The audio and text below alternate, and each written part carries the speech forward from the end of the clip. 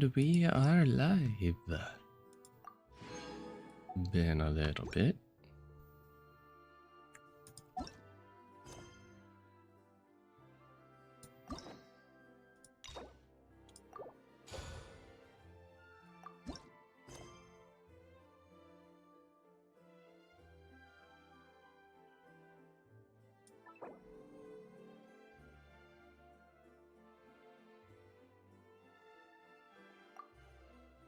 Sure, focus mode. Huh, it's been a while since we visited Poisson. Maybe we should head over and have a look around. Yep, let me also claim.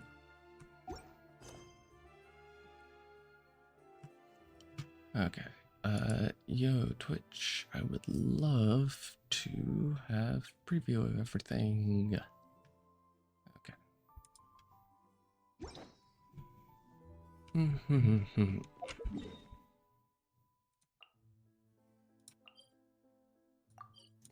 Teleport. Turn that down just a little bit. Hey, traveler, Paimon. Oh, Lenny. Oh, Paimon knows that voice. Over here.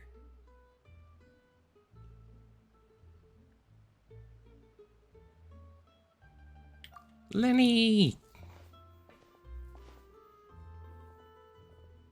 To borrow one of the more popular turns of phrase at the moment, this appears to be quite the fated reunion. Running into you two out of the blue like this has really made my day. I certainly wasn't expecting it. You can say that again. What brings you to Poisson? Wait, Paimon's got it. You must be here for one of your magic shows, right? Actually, we've run into a bit of trouble on the home front, so Father arranged for us to stay in Poisson for the time being. Oh, are Lynette and Fremine here too? Yep, along with most of the other members of the House of the Hearth. You may have noticed Poisson seems a bit more crowded than usual. So you're saying nearly the entire organization has moved to Poisson? Sounds like you've run into way more than just a bit of trouble. What's really going on? Well... It is Since the two of you are so curious, perhaps I can fill in the gaps. You scared Paimon half to death! Father, you're here. You know... On second thought, maybe we don't need to know? It's all probably super confidential House of the Hearth stuff, right? We totally weren't trying to pry or anything. No need Paimon, to be nervous. calm. I could sense your genuine concern from your conversation just now. Of course, I can also understand your confusion. Sending so many Fatui here to Poisson, it's only natural that some might suspect an ulterior motive to be involved. To be fair, your whole organization is still sketch. I understand. I'm well aware you've had your fair share of confrontations with the Fatui in the past, and I can't exactly guarantee that we'll remain on good terms in the future. As for right now, however, I would say we have little reason to be at odds, wouldn't you agree? The House of the Hearth could stand to be more open with those who have worked so closely with us in the past. As for the issue at hand, well, it hardly relates to any ulterior motive. To be frank, it all stems from a certain rumor circulating around the House of the Hearth. It's an internal matter. What sort of rumor? A rumor that a certain phantom child is hiding away in the House of the Hearth. Some sort of ghost story? A phantom child? Ooh, just hearing the name is giving Paimon the creeps. A spirit that should have long ceased to exist is lurking in the shadows of the House of the Hearth. So I decided to bring the children to Poisson before continuing to investigate the situation. I expect I should be able to track down the spirit fairly quickly. After that, it's just a matter of resolving the situation, if you will. It shouldn't be much trouble at all. If you're curious, or if you still have some concerns, it might be advisable to stick around for a few days. I'm sure the children would be exceedingly pleased to welcome some visitors. Lenny, I'll leave you to entertain our guests. I have some matters to attend to. Of course, Father.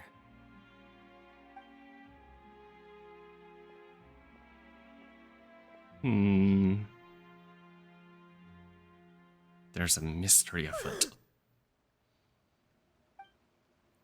I couldn't help but feel intimidated during that conversation with the knave. Now that she's... Oh my god.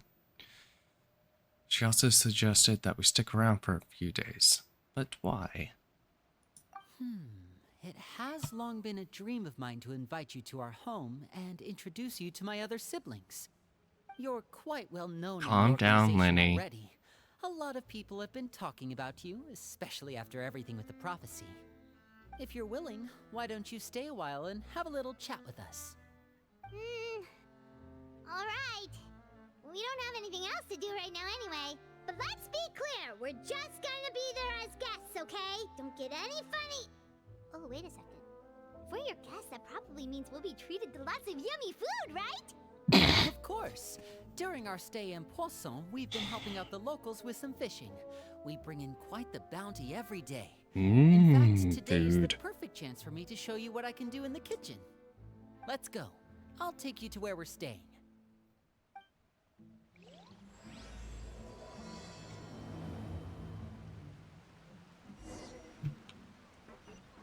Yay, house guest.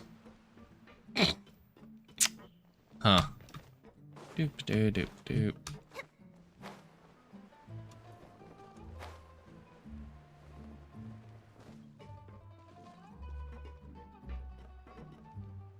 Are they all staying in this little shack? If We so, rented I this have house some. from one of the locals to use as a temporary base. I'll come back later and tidy up a bit. After that, it should be all ready for you to stay in tonight. Oh, Awesome, never. thanks. So, where are we off to now? Well, when I happened to run into you two earlier, I was actually in the middle of distributing some supplies. Do we need to With this many finish that? people staying in Poisson, we have to bring in outside supplies every now and then. I should probably make sure the rest of these provisions get delivered. Otherwise, people might start to get antsy. Yeah, smart idea. There are all sorts of rumors about your organization floating around out there. Paimon's not sure if she could even take a wild guess as to what's true and what's not. But now that we finally have the chance to see a day in the life of the house, we can take a good look at how you operate. Yeah. Well, you're more than welcome to come along. Just follow me. Follow, follow, follow. Okay. Wow. This mic is... You know, after how many years of streaming, I still can't seem to figure out a good microphone setup. Or good settings. I don't know what good settings are. If somebody's in chat, please tell me what good settings are. Tell me if this sounds good. Please and thank you. Lenny, you're finally here. The supplies. I'm assuming you've... Brought them with me? Yep, here you go. Hello? Something caught your eye? It's the Traveler in Paimon! Uh-huh. No way! Oh god. Come here, everyone! Hurry! The Traveler and Paimon are here! Huh. Guess we're popular. One at a time, please. Don't crowd around them all at once. We don't want to scare off our guests now, do we? Oh, it's alright! Gotta say, Paimon didn't realize we were this famous. Especially after Of course! Nadia's Father quest. and Lenny have told us so much about you. Father told us about how you helped Lenny. According to her, you're a trustworthy Oh, friend. wait. And as far as she's concerned, These are it's all pretty much the House of highest the Hearth compliment we've people. ever heard her give. Okay. As you can imagine, everyone's been very curious about you. I heard the Traveler is so strong that she can move a mountain with her bare hands. I heard Paimon eats so much that she can clean out the entire pantry at Hotel de Boer in just 3 days. Oh, please, that's one day. That's the rumor you heard about Paimon? Oh, not cool at all. Mine's a... I mean, yours is completely true. Mine's just a little bit of a stretch. Oh, wait. When guests we're supposed to give them gifts and stuff, right? Isn't that our job? We don't need something like that. Besides, we don't have anything to give to you. Come on, we insist. I can give you some of my new potions. Just pick your poison. And by that, I mean medicine or actual poison. I've got both. Aren't you just lovely? Or maybe Shaplo can teach you guys about stealth. He's super good at it. He's never been caught. Ah, now that's not a bad idea. I know you usually prefer to fight head on, but it never hurts to expand your bag of tricks, right? When it comes to eliminating your enemies, staying quiet can go a long way. Trust me, I would know. I was poisoned not too long ago, and I'm still dealing with the after effects. So I'm not quite as good as I was before, but I can still give you some pointers. Hmm. Wait, when you said gifts, I didn't think you meant poison and stealth tactics. But I mean, they those are the House best of... things we can give you. You don't like them? Ooh, how about this? Tell me the name of someone who really annoys you, and we'll teach him a lesson for you. The list is too long. The dangerous suggestions keep coming one Alright, after folks, another. Selwar. You I start to think get a that's bit enough overwhelmed. suggestions for now. When it comes to being a good host, it's the thought that counts. You don't need a physical gift to make our guests happy. In fact, pestering them with suggestion after suggestion might make them more annoyed than anything. I would say your enthusiasm has certainly gotten across. Really? Yeah, we do feel the love. Awesome! It's been so long since we've had guests to play with. If there's anything you need, just let us know. Yeah, especially if it's poison or something. I've got all sorts of potions for that. Well, we'll talk to you all later. We've still got supplies to distribute. All right, see you later.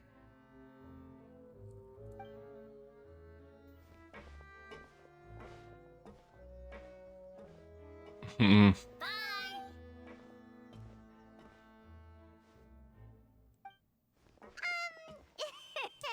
Lenny, about all that poison and stealth tactics talk just now. I mean, they're... Scared you, did it? That kind of talk comes with being part of the House of the Hearth. When Foltz was really young, he Yeah. strangled all of his family pets. Just out Ooh. of curiosity. He was Lovely. labeled a dangerous problem child and was abandoned by his family.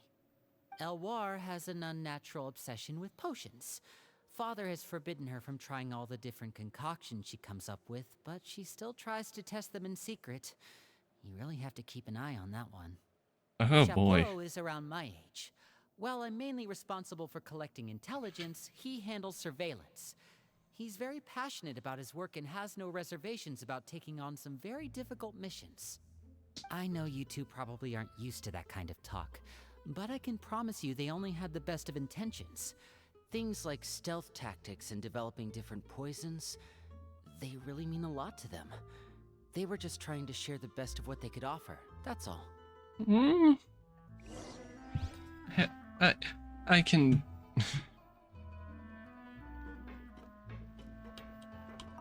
Wow, the Traveler and Paimon. I finally got to meet them in person. They don't really seem as intimidating as you hear in the stories. They'd probably get along really well with Filial. If only they got here sooner. Filio. Hmm. Now, who be Filio? Where? Over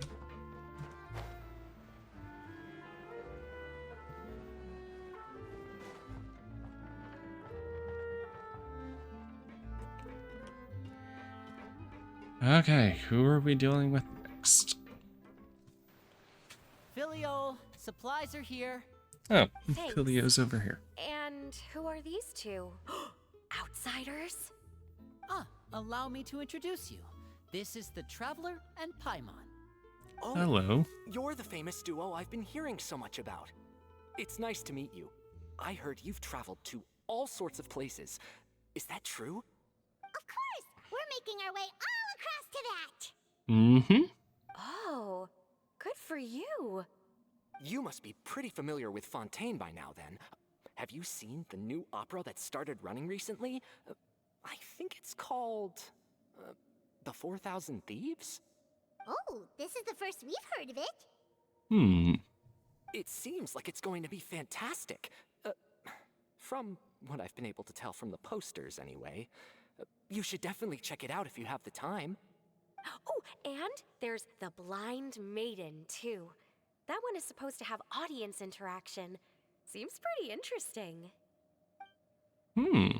As you spend time After talking this about mission is popular over, culture, I think the I'll go get a atmosphere becomes manicure. more and more relaxed. Oh, maybe I should dye my hair. Wonder how much it'll cost. Is it just Paimon, or do these two seem much easier to get along with than the others? Looks like the House of the Hearth has some normal members after all. I Paimon. heard that. Oh! Oops. They're good at eat. I'm guessing you're referring to Foltz and the others? Yeah, we're definitely not all like them. Okay, she can I bet definitely those hear crazies things. are practically foaming at the mouth right now. I'm sure they just can't wait to get back to Snezhnaya to carry out the plan. That's enough, Filial. Hmm. Don't talk about family members behind their back, right? Whatever. Let's go. Guess this is goodbye then. If you ever have some time, we should go see the opera together. Hmm.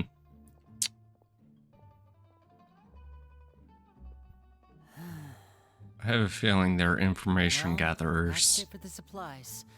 We should probably head back as well. but kind of live more normal. Well, they didn't seem too happy with each other. Seems like there could be something more going on here. We should observe. I'm curious. You're right. We're only here as guests after all. Oh, Linny's getting super far ahead. Come on, let's catch up.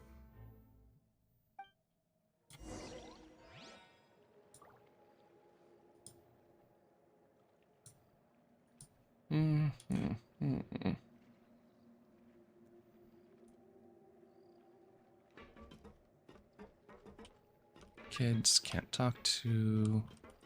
Looks like there's more trouble in store next month, too. When will it end? Hey, just focus on the positives. At least our time in Poisson has been pretty relaxing. Don't you think? Hmm.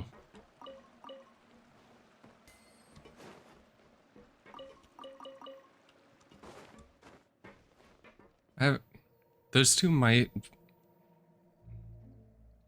I feel like those two will end up being like the really aggressive when they work, but when they're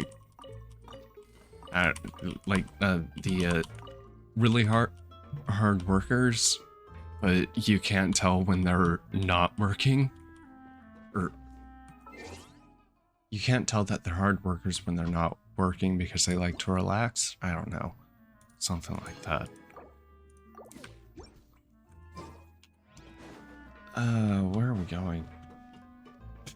Oh, temporary accommodations. Whee!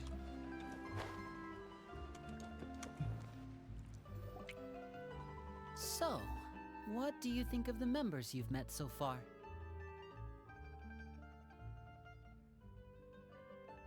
Honestly, they just seem like normal people.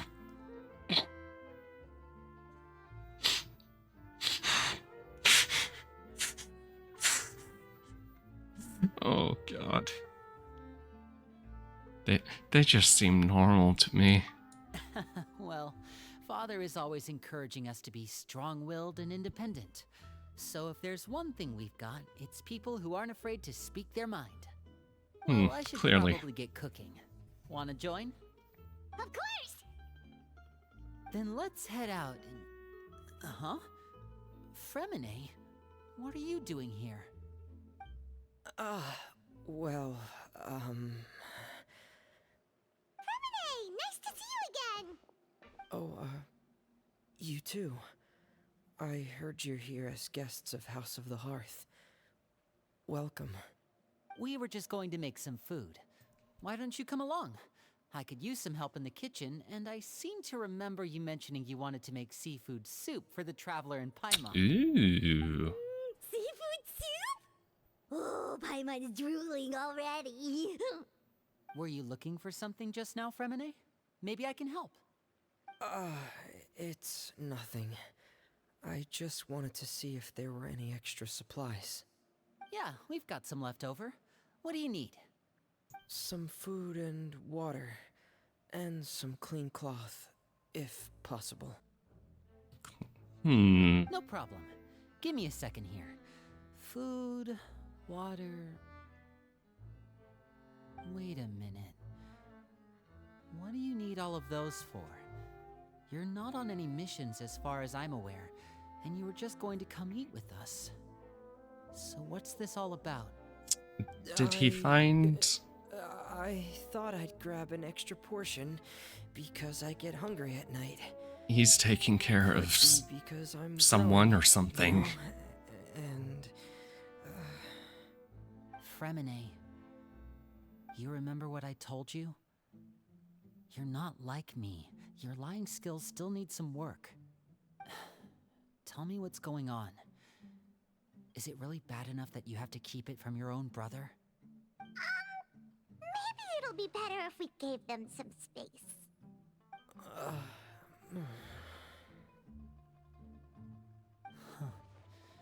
This is the first time I've seen that kind of look on your face. Whatever happened, does it have something to do with Father? yes, Mm-hmm. just follow me. Oh, what? Are you taking care of the ghost child? You're totally taking care of the ghost child, aren't you? Doop, doop, doop, doop.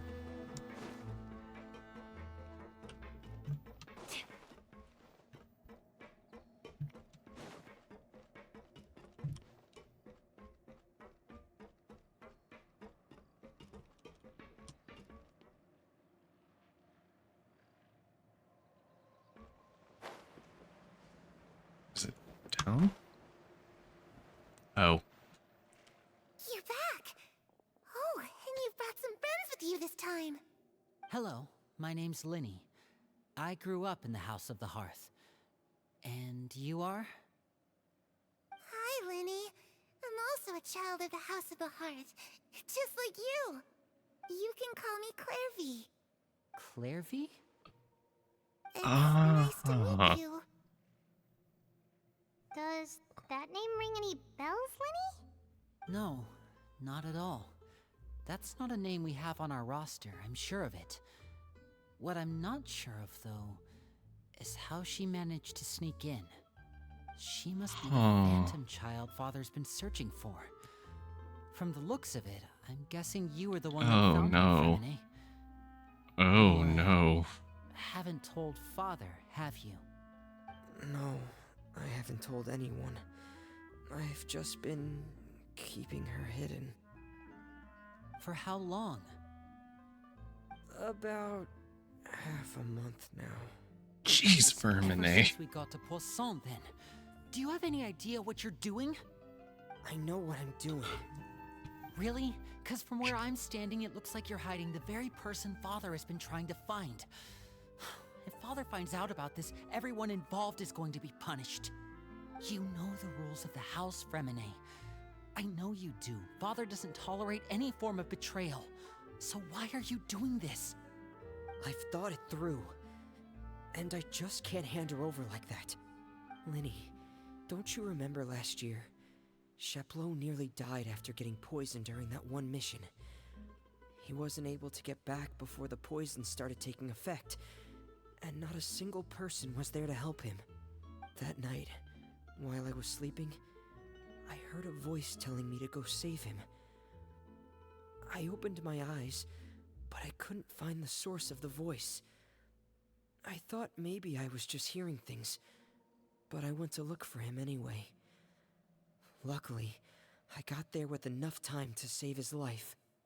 That feeling of being haunted, of hearing voices, it's happened many times in the House of the Hearth. I'm sure you've noticed. So what you're saying is, that was her? She was the one who spoke to you that night? Unless there are other spirits roaming around the House of the Hearth, I don't think there's any other possibility.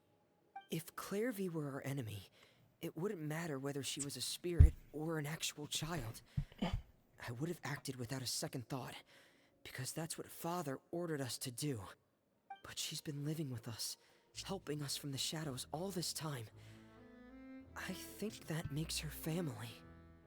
I couldn't just hand her over to be dealt with. Not when there's so much we still don't know. So what's your plan then? You can't keep her here forever. Someone is bound to find out eventually. I haven't thought that far yet. I don't want to disobey an order from Father, but I also don't want to put Clairvy in danger. Come with me. There are a couple things I'd like to say to you in private. Okay, you two just go on.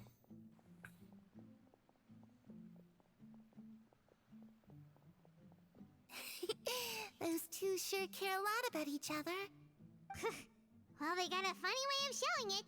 From where Paimon was floating, it sure seemed like they were about to bite each other's heads off. No way. They have a really deep bond. I could tell right away, because I also have a friend like that. I just don't know how long that kind of bond can last.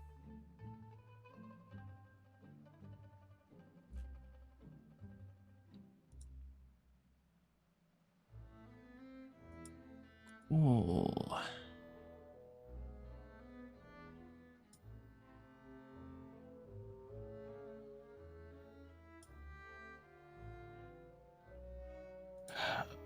Do-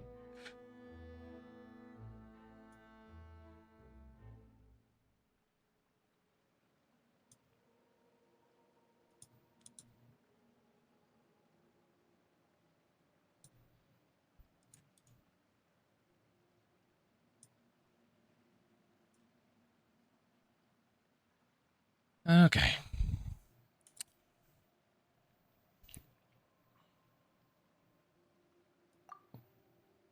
Oh, what do you mean? Darkness in the house runs deeper than you can imagine. No one can get out alive. I'm sorry, Linny. I really didn't mean to drag anyone else into this. Oh really? You didn't mean to? 'Cause I for one wish you did. Huh? What do you mean? You know, when we were younger, you didn't call me Linny. You called me brother, just like Lynette. We grew up together, the three of us. We were all orphans, all rescued by Father. Of all the siblings in the House of the Hearth, I think our bond was the closest. Later on, when you started calling me Linny, I wasn't actually surprised. After all, Lynette and I are related by blood. We've had to depend on each other to survive long before we joined the house. Linny, The darkest and most difficult moments of my life happened before you and I had ever met. I'm sure that's true for you as well. Even so, Fremine, we've stood by each other for all these years now, and to me, that means more than blood. You and Lynette are the most important people in my life. No one can replace you. So I won't let you face anything alone. Not if I can help it. Oh, looks like things are getting kind of heated between Linny and Fremine. Maybe we should go check on them. Oh, it's raining. I should put my clothes away.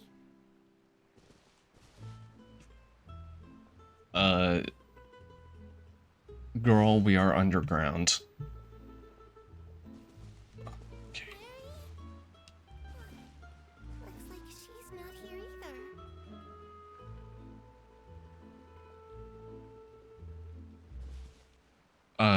Oh, okay. You just disappeared for a sec. It's time to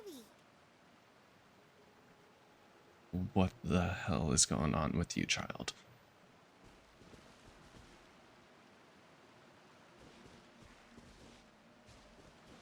Okay, is your cycle done now? You're just gonna stand there thinking about eating? Hey, you two! Hope we aren't interrupting anything. Like a fight, or... Oh, wait a minute, Fremine. You're not crying, are you? Is everything alright? Everything's fine. Thanks for asking. Well, we're all friends here, right?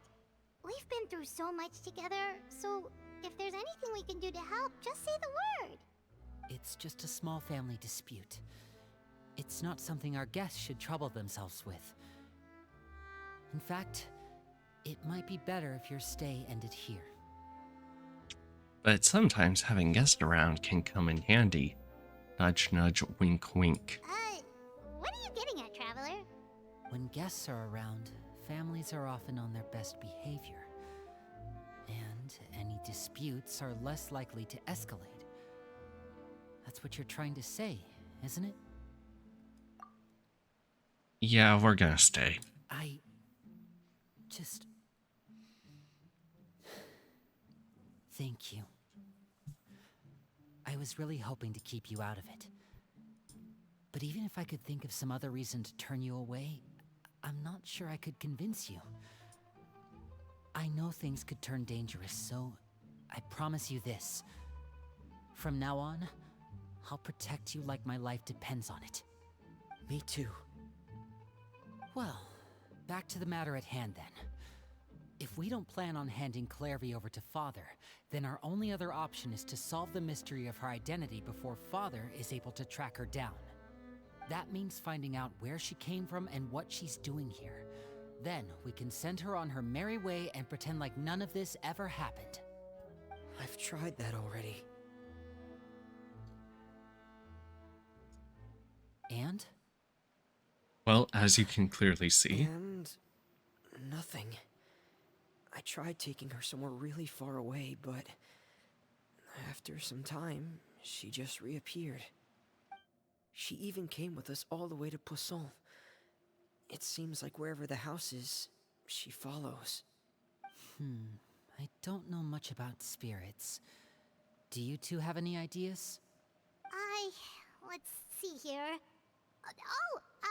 Paimon remembers hearing something like, if you fulfill a spirit's last wish before they died, they'll let go of whatever is keeping them here and return to the ley lines. Oh, it's just that Paimon doesn't really remember where she heard that, so it's not guaranteed to It work sounds or like anything. something from Inazuma. Well, sounds like it's worth a shot.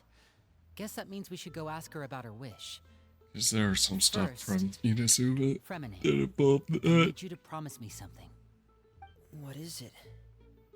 I need you to promise me that this will stay between the two of us. We're the masterminds behind this whole thing. No one else gets involved. Can you do that for me? Of course. I promise. All right. Then let's seal the promise just like when we were kids. Fist bump on 3. Ready? 1, 2, 3.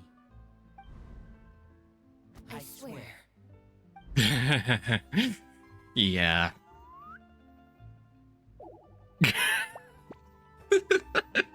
Oh, the sound effects too. Nice.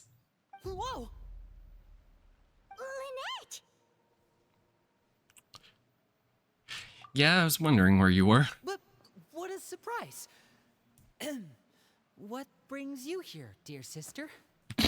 She is so unhappy. And, when exactly did you get here?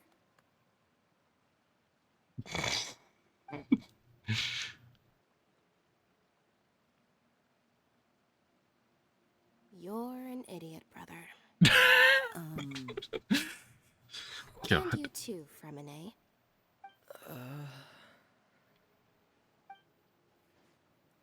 You 3, Traveler. And you 4, Paimon. Wait, what did we do? We were just standing here.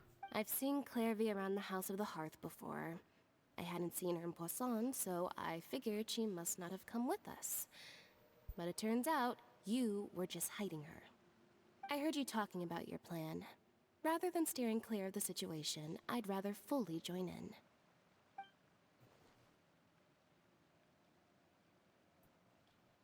If you don't agree, I'll have no choice but to report everything back to Father. Simple as that. You're not giving us much wiggle room here, Lynette. She's not giving you any wiggle Well, I room. guess we're all in this together then. After we talk to Clairvy, we'll figure out our next move. There's no time to lose. Let's go.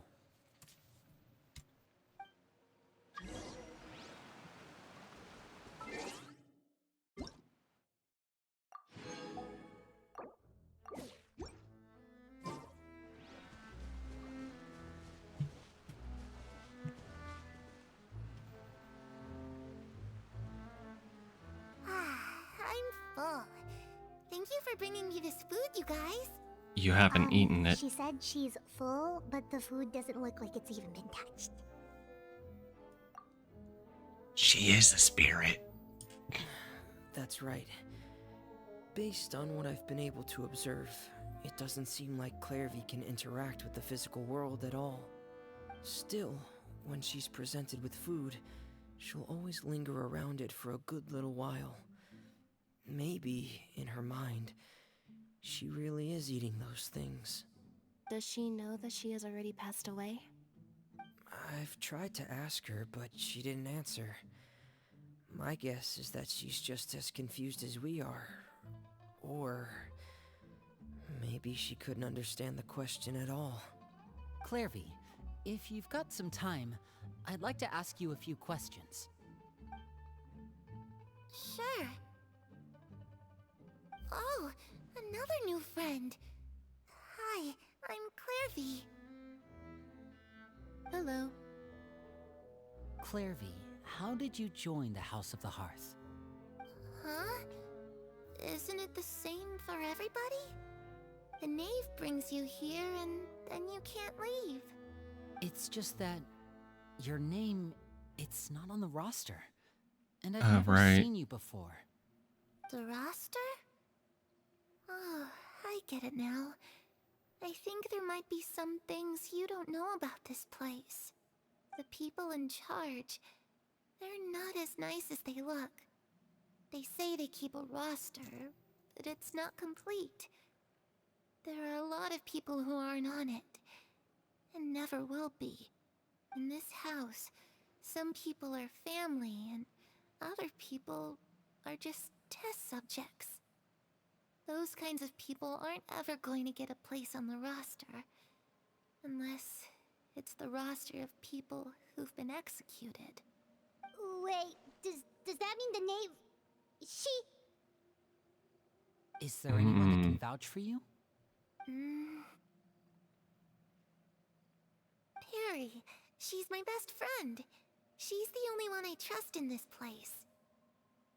Have either of you heard of that name before? No. Me neither. Clairvy, Perry. Neither of those names are on the roster. But it seems like she's telling the truth. Either that, or this kid's already got a bag of tricks bigger than mine. Maybe we should try a different approach. Clairvy, do you have a wish? A wish? It can be anything you want. Just imagine. It's your birthday, you're blowing out the candles, and your wish is...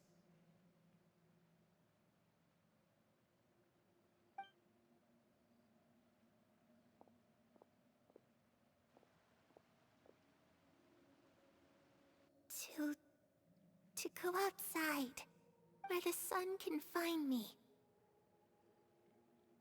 That's it? Well, that sounds easy enough.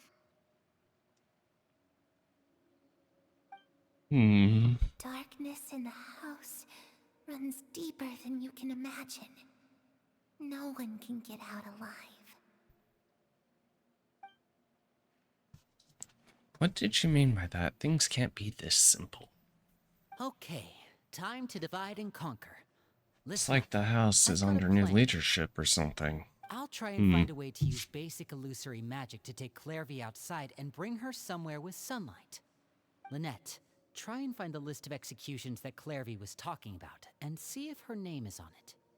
Fremine, you stay in Poisson. We can't be the only ones who've had run-ins with Clairvy. I need you to collect intel on everything she's said and done. Understood.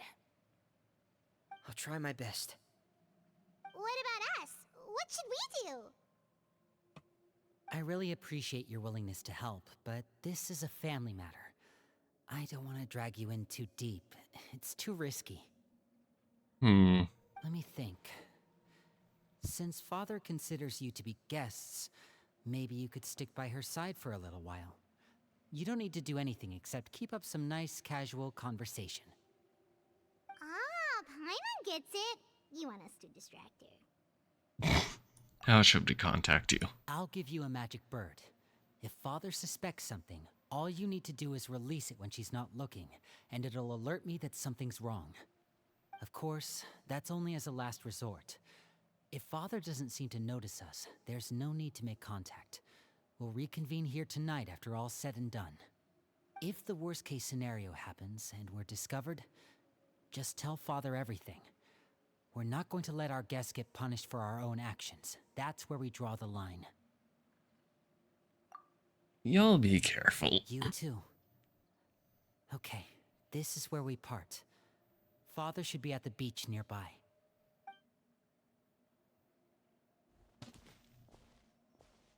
I really hope this goes well. No, it has to go well. That's the only way this can get resolved.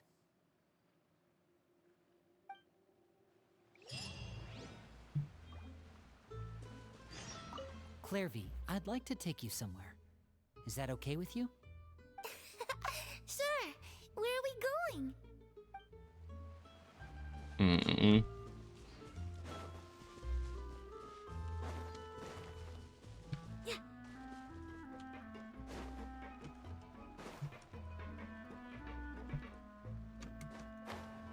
Here's Fremine.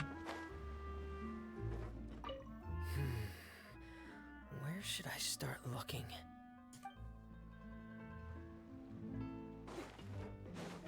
And then...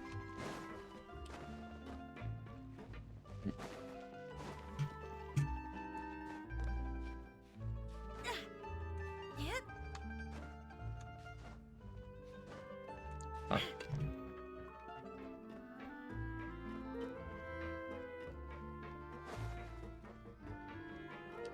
Where is Lynette?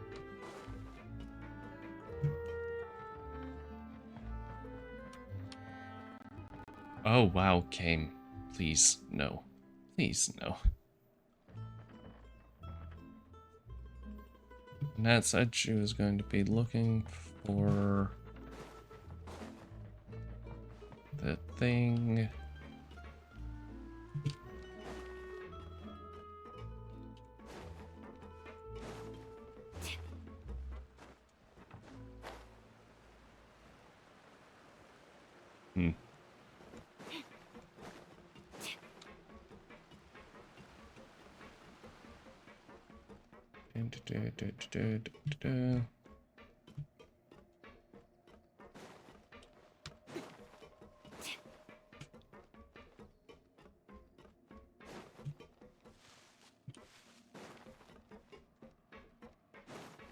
I don't know where the name would be.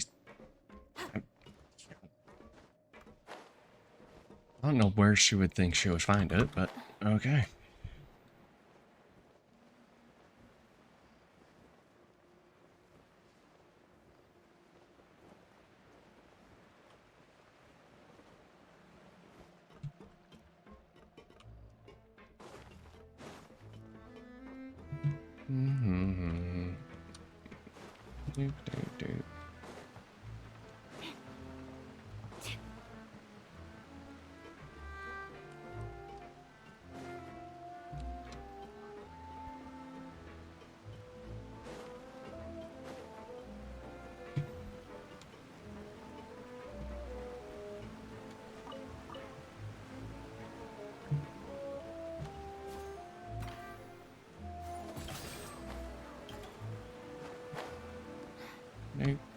Nope. Nope. Nope.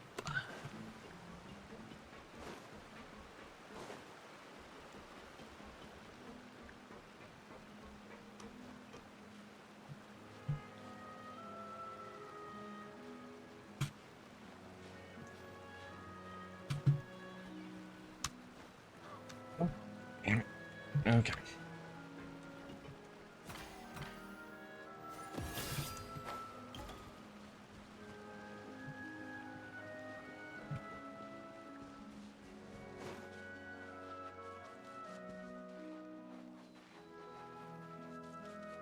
Oh. Interesting.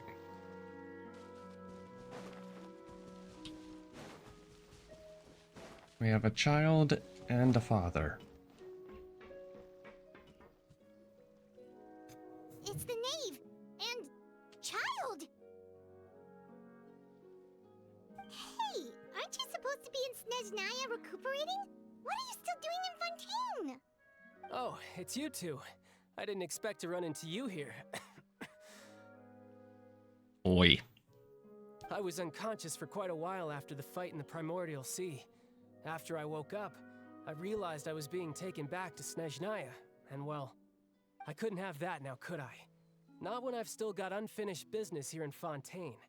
So, I mustered up all my strength and made the journey back on my own. What sort of unfinished business are we talking here? It has to do with Skirk, my master.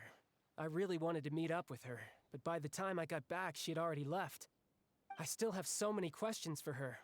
Without any other leads, all I could do was ask the knave to help me track her down. She must have left behind some traces from her time in Fontaine. Oh, okay, so have you found any clues? Unfortunately, no. While the House of the Hearth is adept at collecting all manner of intelligence, certain existences can still manage to escape our purview.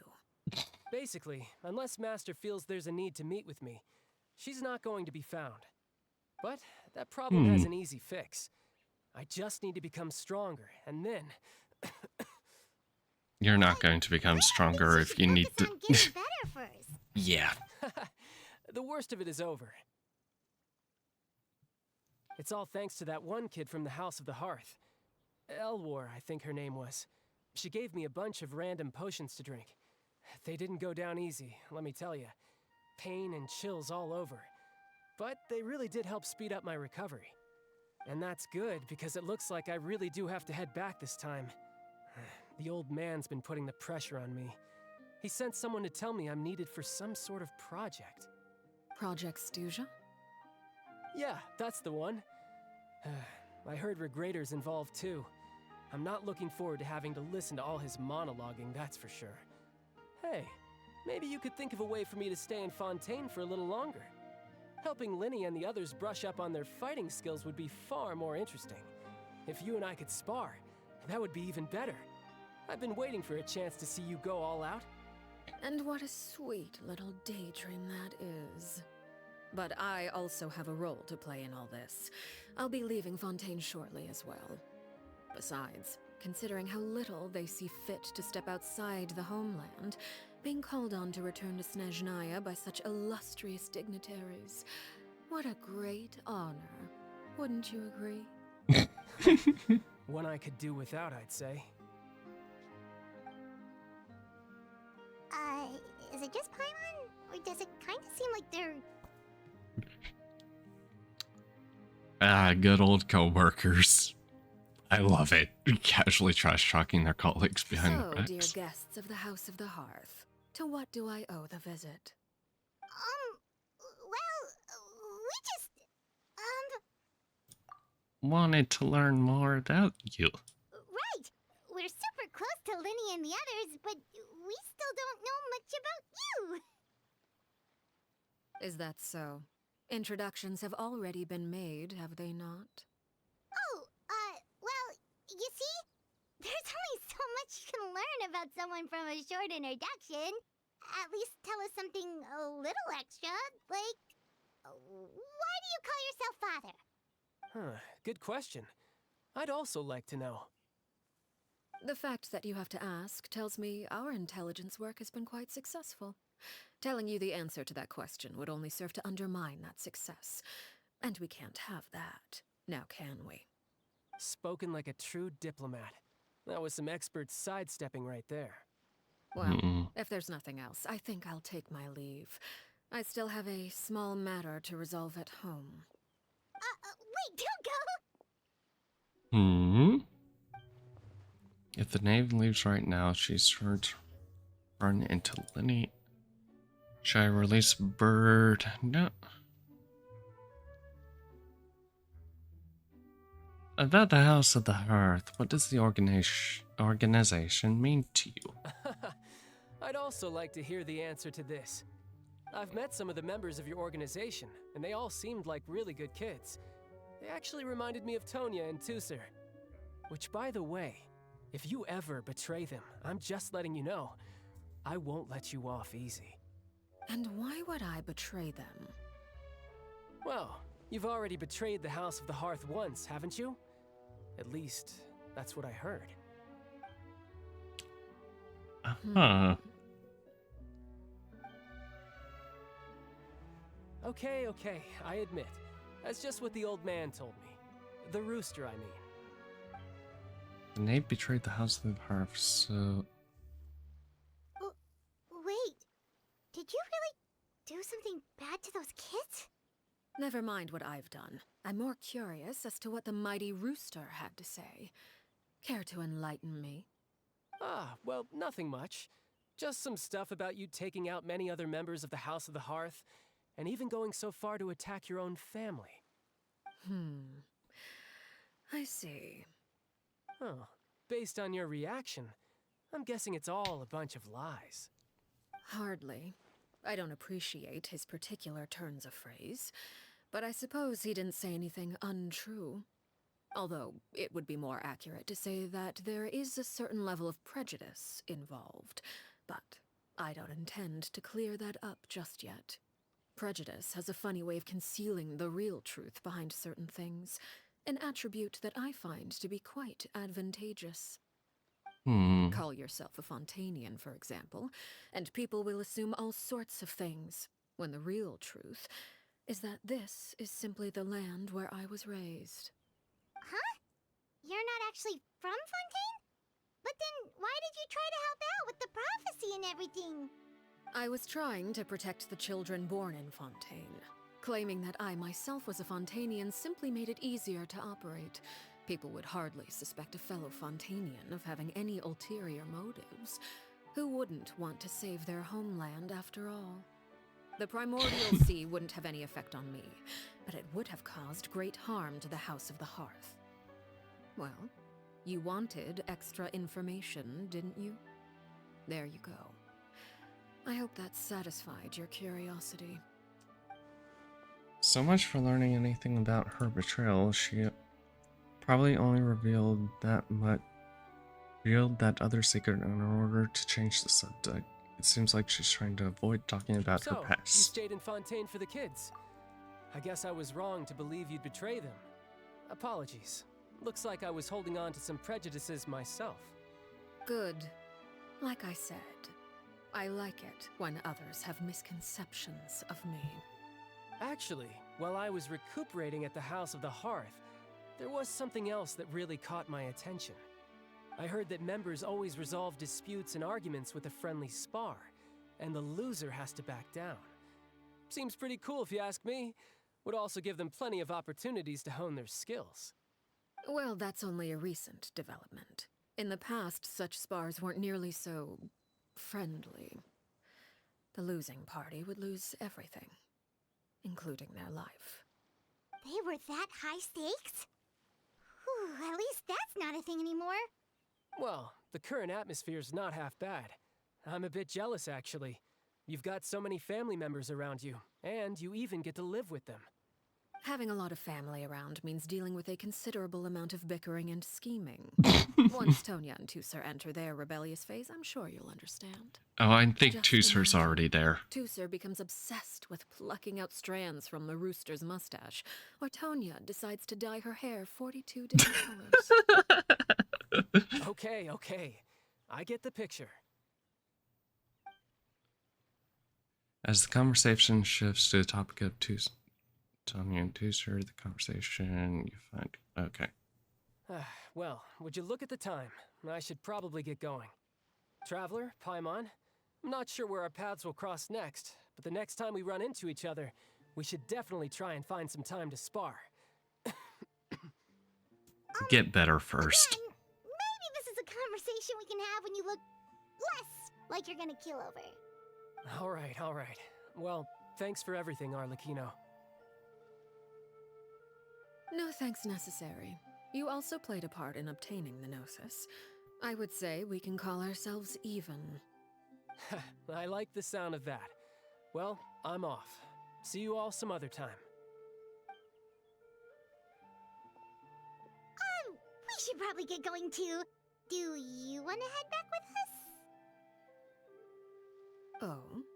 You want me to leave so soon? Oh, well, you see, I'm rather enjoying the evening breeze. If you don't mind, I think I'll stick around for a bit. I have some things to think about. Apologies for not attending to you like a proper host. Please forgive this slight. I do hope you'll have a pleasant stay. We managed to keep her distracted until nightfall. Good thing Child was there to keep the conversation going. You don't think she suspected anything, do you? Oh, she definitely does. I wonder if Linny ran into any issues. Let's hurry back and see how everything went. Oh? You decided to stay a little longer? Let's take in the ocean view together, then.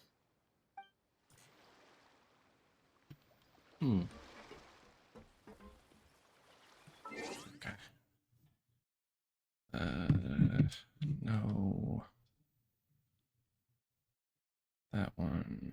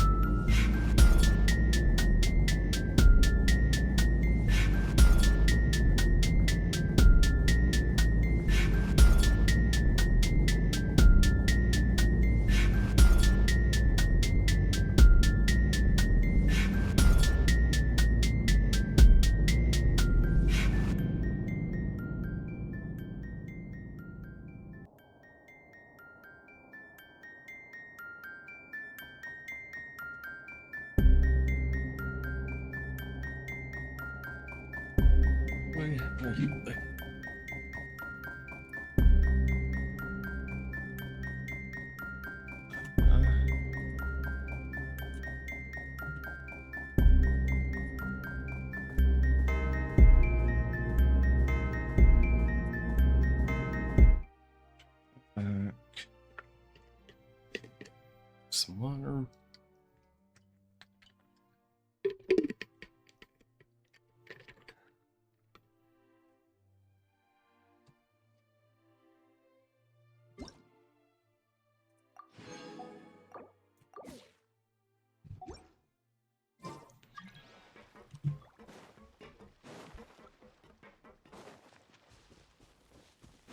Okay.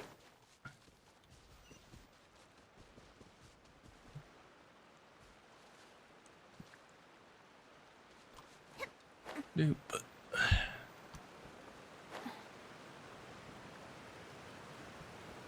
Nope.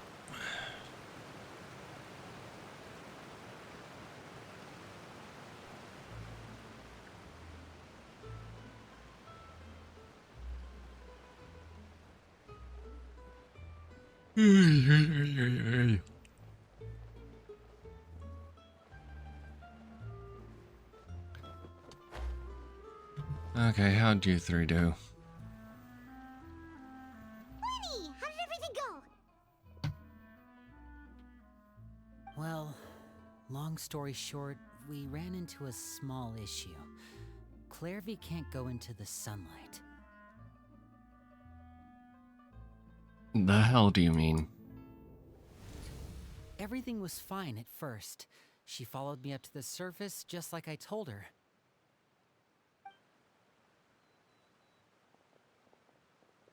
But as I led her out of the shadows and into the sunlight, she vanished. I turned around and there she was, standing at the edge of the shadows, silently watching me. Huh. Maybe she's afraid of sunlight, or... No, it wouldn't be her wish if that were the case. Well, we could always try pushing her into it. Not sure pushing works on non-corporeal beings. Oy. Oh, true. I've pretty much tried it all already. Nothing worked. Eventually, the sun went down, so all I could do was bring her back here. How did it go with you, Lynette? Good. I've got the list. It's right here. Really? Well, what are we waiting for? Let's take a look!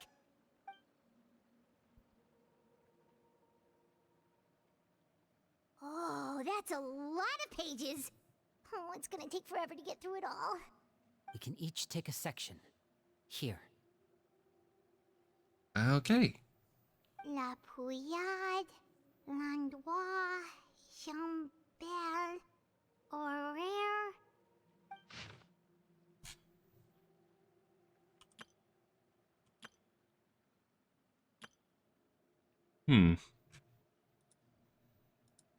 Oh, yikes. That Horaire guy has a huge scar on his face. He's kinda giving Paimon the creeps. Ah, I've met him before. The scar is from an injury he received during a mission. I still remember him joking with me about it. He said any future lover would take one look at him and then lose all interest. Did he say anything else? Well, I asked if there was someone he was interested in. He said no, and that's where our conversation ended. It was only later that I learned he really did have someone he liked. He risked everything to escape so he could be with her, but it didn't work. One day, Father asked to see him, and, well, I never saw him again after that. Wait, so that means the knave, she... It may seem cruel, but it's just one of the rules of the house. Betrayal is not to be taken lightly. We know too many secrets to come and go as we please. So, if you do try to leave, you pay with your life. Solemn atmosphere descends over the group as Her you look. name's not here, huh? Well, that's not too surprising. It doesn't seem like this list is complete. It only contains records dating back around 5 years. Let's shift our attention then. Fremine, were you able to find anything out? Fremine. Sorry. I was thinking about something. Care to share with the class? I managed to talk to quite a few people, but I couldn't help but notice that the atmosphere in the house was a little strange. Strange. Yeah, I mean, I know there have been arguments in the past, times when people haven't gotten along. Chaplot and Filiol are a good example of that. Oh, those are two of the people that we met while delivering supplies. Paimon can see how they might not get along. They had very different vibes, and their, interests seem to be pretty different as well. That's to be expected, actually. Father brought us all here, shared her knowledge with us, taught us how to fight. That's one thing we all share. But that's also where the similarities end. Not all of us feel the same desire to stay here. As members of the House of the Hearth, we're also considered part of the Fatui. And to a lot of people, that's an identity they never asked for. Certain members get older and realize they want something else for themselves. But considering the rules of the house, most people would never say that out loud. People like Chaplot and Foltz are loyal to Father and her vision. They're proud to be part of the Fatui. Filiol and Nantoy, on the other hand, well, they aren't quite as enthusiastic. These kinds of conflicts have always been there. It's not like Father is in the dark about any of this. Well, that's true. But it just feels like things have gotten worse lately. Filiol and the others, it seemed like they were meeting in secret to talk about something. I can't say for sure, but I think they've met Clairvy. You think she's been inciting them to act out? No, not exactly. But I wouldn't be surprised if she said something to them about the darkness in the house and how deep it runs. She's told me about it before. Experiments being run on children. People being used as pawns on the battlefield without so much as the strength to survive. And they just believed all that? Without any evidence? Clairvy's words probably gave them the excuse they were looking for. Whether they actually believe them to be true is secondary. This is all because of Project Stuja, isn't it? Whoa. Hold on a second. What's this Project Stuja all about, huh? This is the second time it's come up now. Sorry, but I'm not sure of the details either. I only know what Father has told us, which is that it's something the Rooster and Regrader have been working on together. Apparently, it has to do with the Fatui's strategic plan for the future. Probably involves the Hearth was so Gnosis. successful in obtaining the Gnosis, we now have the honor of playing a key role in Project Stuja. Yeah. But isn't that a good thing? Key role is just another way of saying dangerous role. To us, the whole thing is an inconvenience. Father thinks so too, but she's in no position to refuse. Their plan isn't exactly unreasonable, and they've been funneling the house a lot of funding. It's just that we'll lose a lot of members in the process. Participating in the plan, it's an honor in name only. What they're really trying to do is subdue us. The existence of an intelligence organization outside their control makes them feel uneasy. Looks like the Fatui are plotting something big, but given how little Lenny and the others seem to know, I probably wouldn't be able to learn much. I should keep a sharp eye out during any further dealings with the Fatui to see what I can learn. Okay, super complicated top secret Fatui business aside, what does all of this have to do with the conflicts you were talking about earlier? Paimon doesn't get the connection. External pressure has a way of exacerbating internal strife. You can't overlook the power of fear either. People are afraid of dying. and that fear is often the impetus for a lot of stupid decisions. I thought resolving the Clairvy situation would make everything go back to normal, but it looks like things are more complicated than I thought. If we leave Filiol and the others to their own devices, sooner or later, Father will be forced to take action. We can only focus on one situation at a time, brother. You're right. Even if we confront Filial and the others, it won't do any good. It might even make matters worse. We should focus on Clairvy for now. Well, it's getting late. We should head back and get some rest. We'll try again first thing tomorrow. Lynette, you stick with me this time. Fremine, keep a close eye on Filial and the others. Make sure they don't do anything they'll regret. Good work today, everyone. Have a good night, and I'll see you tomorrow. Hey, question. We have some documents here. What are we going... Okay, they're gone.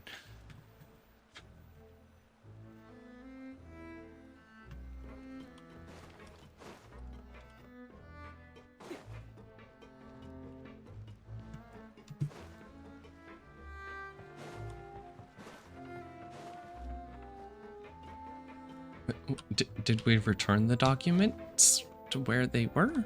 Or were they just spread across the wind, hoping nobody wonders where they went?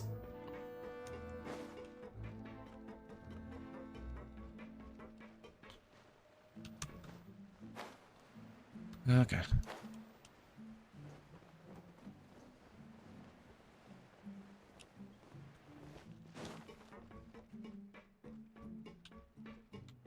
None of them. I don't need diving equipment. I have the power of God on my side. Is it God that gives me the power to swim underwater? I don't know. Your mind races with all sorts of thought. You try to rest. Oh, I'm always looking forward to an early night, but she can't sleep at all. Hey, you don't think the knave will be too angry with Linny and everyone if she finds out about all this, do you? She's even scary when she smiles. If she were to actually get angry... Ooh, you have to protect Paimon if that happens, okay, Traveler? You can just hide behind me. Trust is effort, Oh, Traveler. there. Look over there. Clairvy? Let's catch up with her before anyone sees.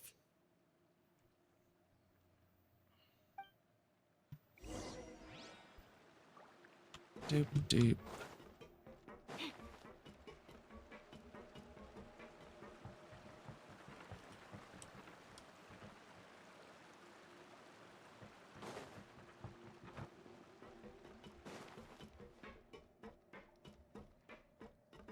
Over there. She just appeared out of nowhere. Okay. Girl, please stop disappearing on me. Oh, where is she going? Oh, if someone sees her, we're toast.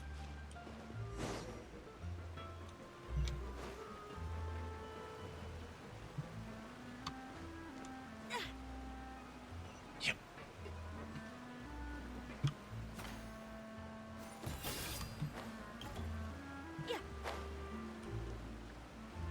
Nope. Nope. Nope. Nope. Oh, look. She stopped.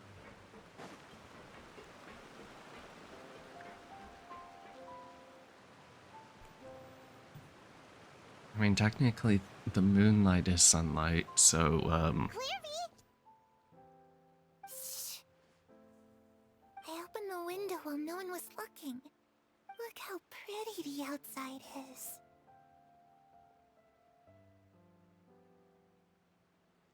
window? If only I could have more than this.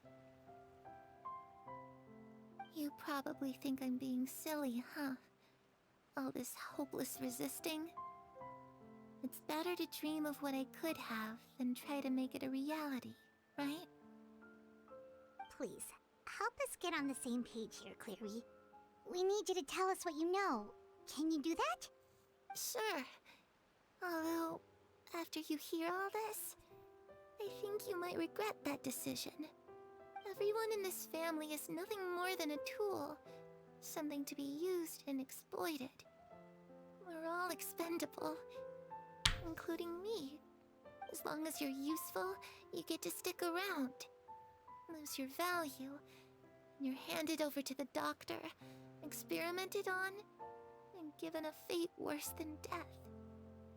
I've seen it happen again and again, and I've had enough. You're saying the knave did all that? It's just, that doesn't seem like something she would do.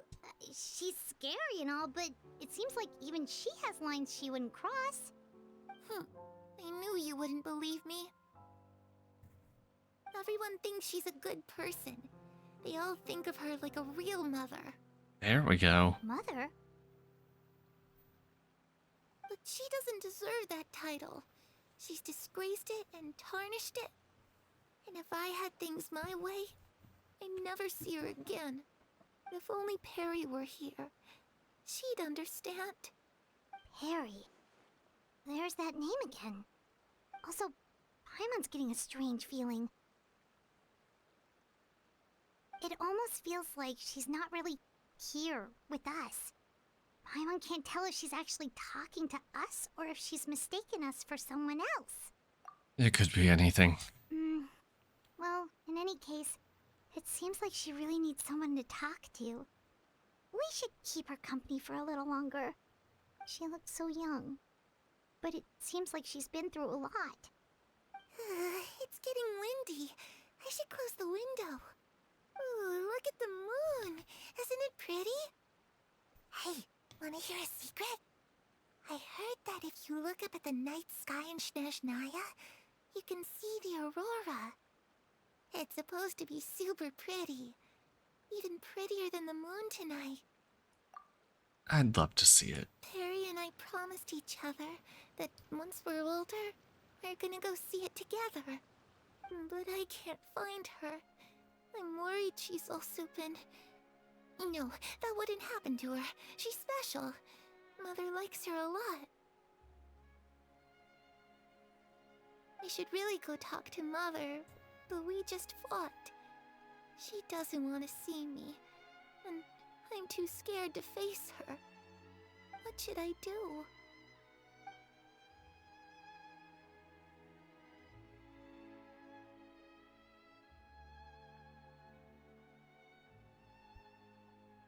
After some time, Clary Paimon really doesn't understand comes what's back going to on herself, with her. gives her a weak spot, and Well, goes, let's head back. We've got an early morning tomorrow.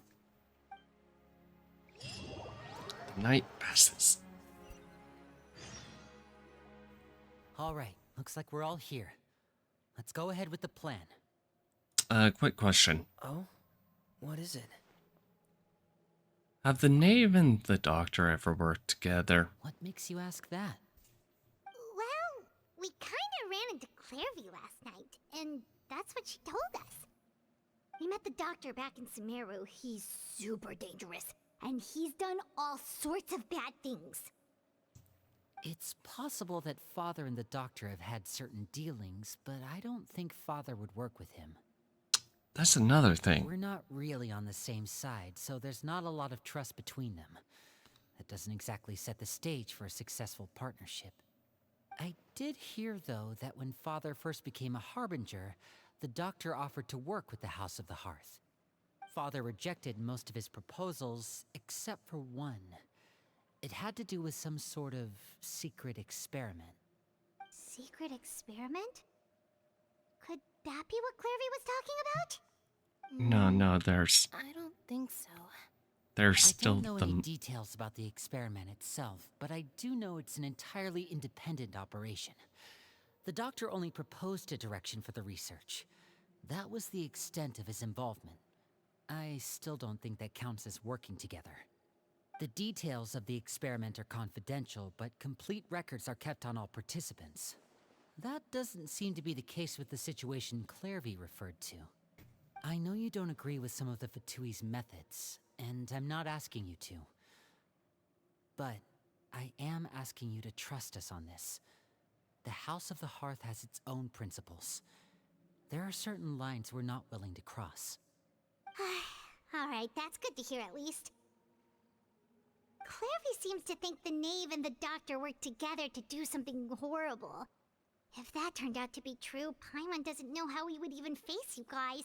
Hey, Paimon, do you remember? It doesn't seem like Clairvy is lying either. Also, The easiest thing to do would be just ask the knave directly, but Paimon doesn't think she'd tell us. let's focus on the plan for now, and we completely forgot about the mother part. Father didn't come back last night. She's probably still near the shore. We'll be counting on you to distract her. Lynette, you're with me. Fremine, you know what to do. Be on your guard, everyone. All right, let's get to it.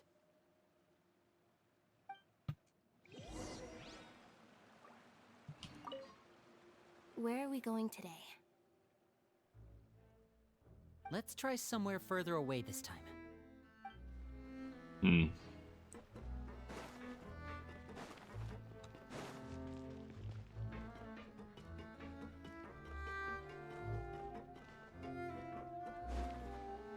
Where am I going? Hold on.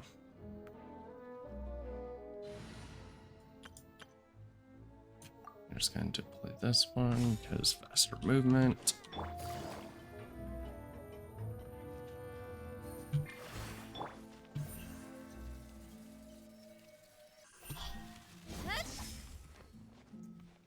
Nope. Nope. Doop. Doop. Doop.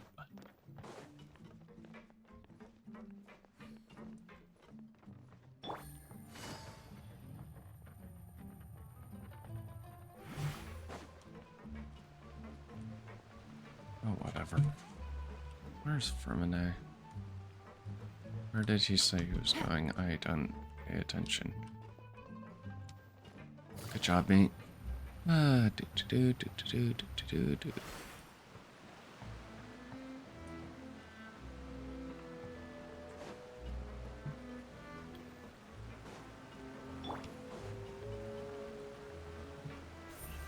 Speed of light! Doop. Nope. Doop. Doop. Doop.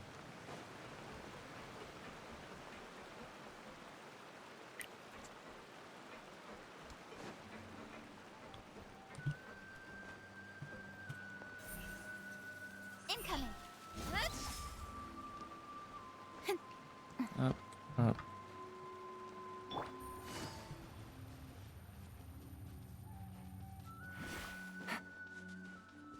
Still looking out at the sea.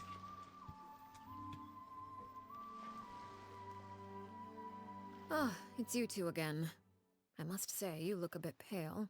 Did you have trouble sleeping last night? A little. Perhaps if you had less on your mind, you'd be able to absolve yourself of such troubles. So what are you planning to do now? Catch up on some sleep? Or should I give you some time to rack your brain for a topic to discuss before I ask any questions? Although I must profess to being curious. Without Child here, how do you plan on distracting me? Of course she knew. Us? Distract you? A good one. But no, we were just here for a chat. Looks like you could have used some extra time to think. No matter. If you don't have any other plans, why don't you accompany me somewhere? Don't worry. I'll be sure to steer clear of any scheming children. The ocean breeze is sure nice today. Of course you know everything. She's... Children always think they can hide things from the grown-ups. But nothing gets past me. Least of all a little scheming. I think I'll let them have at it for a little longer. I can be very patient. Well, I'll leave you to think things over. If you're so inclined, meet me outside the Palais Mermonia. Good things come to children who do as they're told. So I do hope you decide to tag along. If only for your friends' sakes. What should we do? I don't think we have much of a She clearly choice. knows about everything we've been doing, and Paimon doesn't think it'd be a stretch to say she was threatening us just now. The pigeon?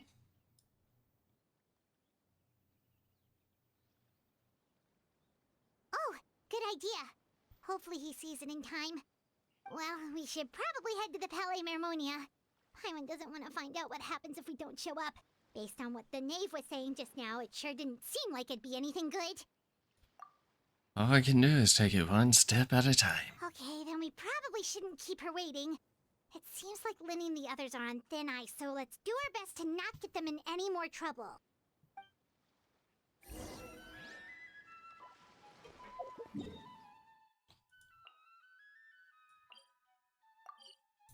Dupe.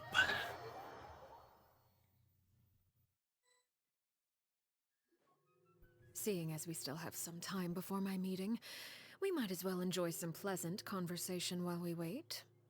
I'm glad to see you get along with my children. Being surrounded by good companions is necessary for a child's development. You're not planning on doing anything to them, are you? I assume Probably you're just- referring to Lenny, Lynette, and Fremine. Probably a Although, scolding. There's that situation with Filial and Nentoy as well. It appears quite a few people have been acting out lately. No matter.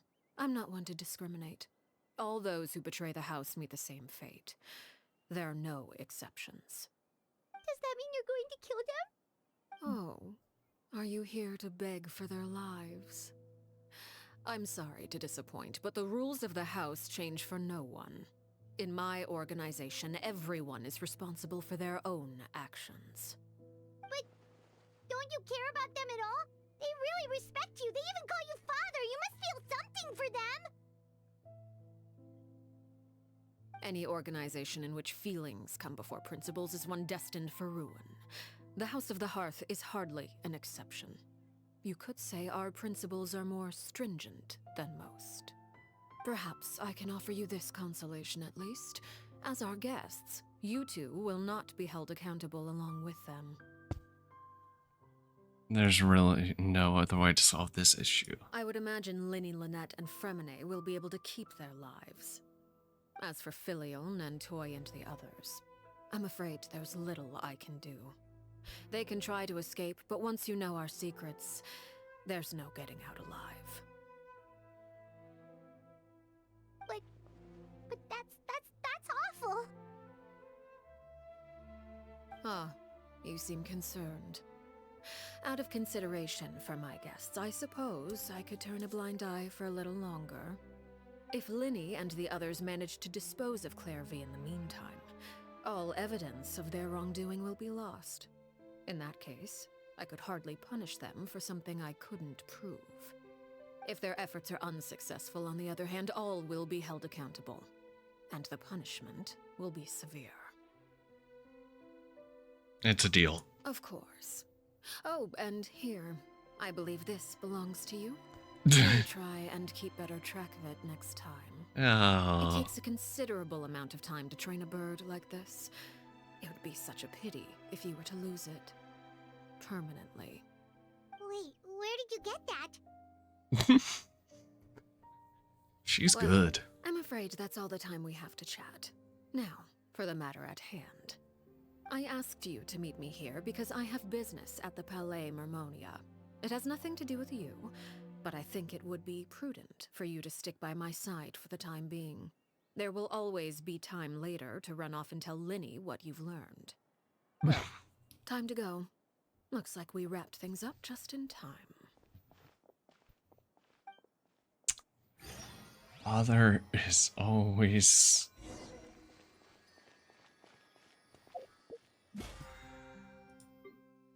Okay. Very attentive father.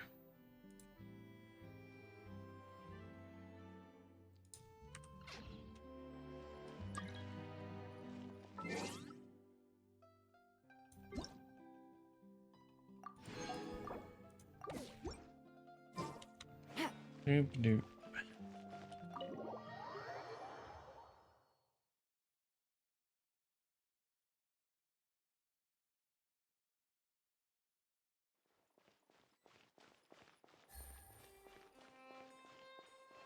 Nope, that's right.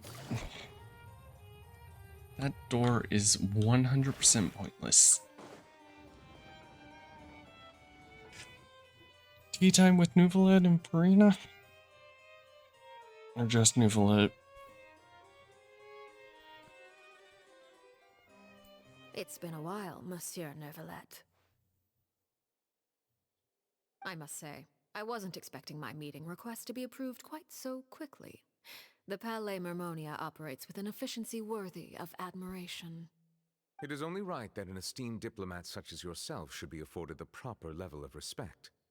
Although, if I may speak plainly, I must confess that I did not anticipate we would have the occasion to meet again after presenting you with the Gnosis.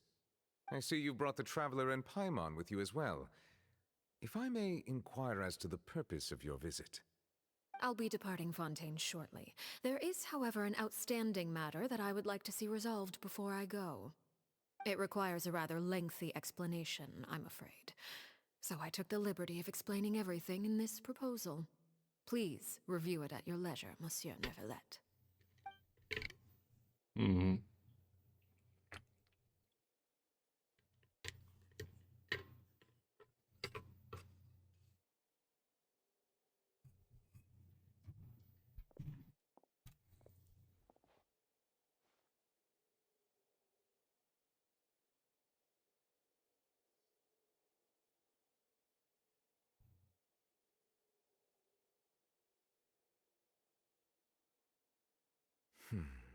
I understand your request.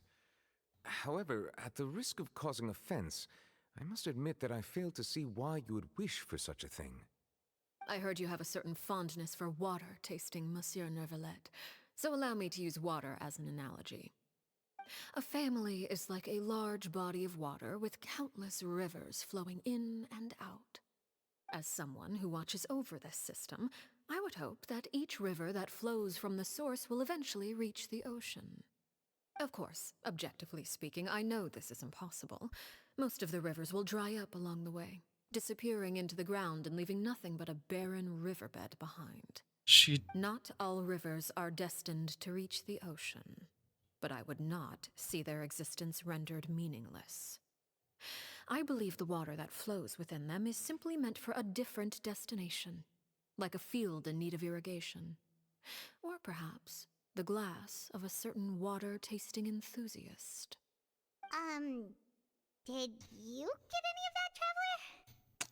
Kind of. I have a feeling that she doesn't kill the people of the House of Hearth that leave. Instead, probably something having to do with the doctor erase their memory of the entire thing and then just kind of throw them out, but throw them out in a way where they can be taken in by someone else, maybe? Kind of. Your words paint an optimistic picture indeed. Allow me to remind you, however, few among us are willing to sip from a glass filled with tainted water. It may have been tainted at one point in time, but not to worry. I'll make sure it's strained of all impurities and returned to its cleanest form.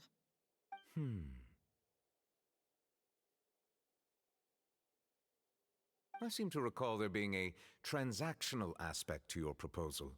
Perhaps you could expound on that? If you accept my proposal, Monsieur Neuvillette, I will gradually withdraw my forces from Fontaine. And, unless absolutely necessary, I will no longer carry out any special missions within Fontaine. You won't, but what about the rest? I can take your words to mean that, in the future, cases similar to the Tartuffe assassination will cease to cross my desk? Tartuffe? Ah, that thief who embezzled funds from all those charities, you mean? My deepest condolences to his family, but without any evidence, I cannot imagine how the House of the Hearth might have been involved in his passing. Of course, if you accept my proposal, Monsieur Neuvillette, I'm sure certain measures could be taken to reduce the frequency of such troubles. You choose your words carefully indeed. In that case, I am inclined to accept your proposal. My thanks for your generosity, Monsieur Neuvillette. Well, with that settled, we should be going now. I took the liberty of bringing along 2 bottles of spring water from Snezhnaya for you to enjoy. I do hope I get the chance to hear your impressions. Perhaps at our next meeting, yes? Indeed. I trust you would not overlook your commitment in the meantime. All right, Traveler Paimon. Time to go. Okay.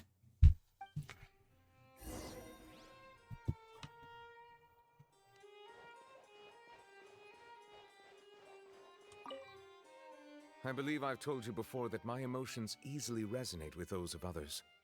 Yet in the few meetings I've had with that Harbinger, I haven't been able to sense any aspect of her emotional state. Her mind is like a still body of water.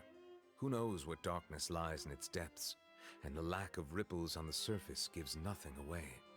It's unclear whether this is her natural state of being, or whether it's an incredible strength of will that gives her the ability to master her emotions. Either scenario, however, suggests she is a very dangerous individual. I do not expect an explanation as to why you two are by her side. Whatever your reasoning, I would only advise you to take caution. Yeah, we... Keep your friends close and enemies closer? Does that work?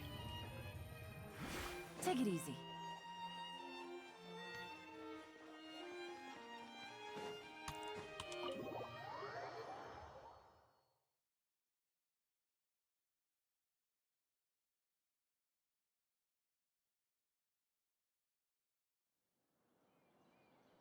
So, what exactly were you talking about back there?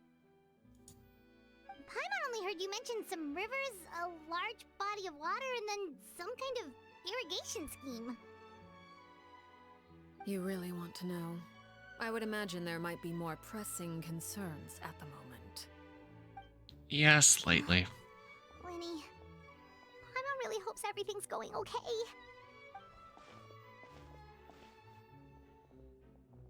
Oh, Paimon recognizes that look. You've got your thinking cap on, don't you, Traveler? The Knaves may seem relaxed, but she didn't seem like she was joking earlier when she said those who betray their organizations must pay with their lives. I think she's serious about punishing those kids. How should we stop her? No, there's something else we should figure out first. While we were talking in front of the place, she mentioned Clarive's name. Does that mean she knew where Clarive was the entire time? Maybe she anticipated how Lenny and the others were going to act. Oh.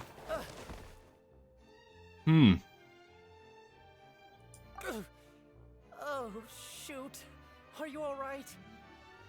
Oh, jeez. I'm so sorry. I was so focused on selling these papers, I wasn't looking where I was going. I wasn't paying attention also. Interesting. Well, let me make it up to you at least. Here, take this paper. Hmm. On the house. Kinda looks familiar for some reason. Huh. Oh, you don't have to give us anything. Please, I want to. It's not like I'm short on supply. All the extras will be useless come tomorrow anyway. It's my fault, really. I was just trying to bring home some extra mora for the family, but I bit off more than I can chew. I haven't had many takers today, so I'm still swimming in papers. What's going on here? Nothing much. I just ran into your friend here on accident. I should probably get going, actually, so... Hold on. Of course, I'm happy to compensate you with mora, it's just... I don't have any on me at the moment. I'll take 3 papers. Here. Your payment. Oh! Thank you for your patronage. May the Archons bless you with good fortune. If only I had the chance to run into such generous customers every day. I should probably just take on a smaller inventory, though, right? I'm getting married soon, so sometimes it's hard to not get ahead of myself. Anyway, I should head out. Goodbye! Well, now that my affairs are settled, we should take the boat back to Poisson. We've even acquired some light reading to enjoy along the way. Actually, why don't we stick around for a little longer? Paimon just realized how hungry she is. She can't head back to Poisson on an empty stomach. Looks like Paimon is trying to buy us more time if we head back now. It appears you two are under the impression that delaying our return will somehow alter the situation in your favor. I'm sorry to ruin your fantasy, but your efforts are meaningless. That being said, I could be persuaded to give Linny some extra time. I just have one condition. If you agree to my request, I'll even answer some of your questions. You're quite curious about Clairvy, are you not? And my relationship to her.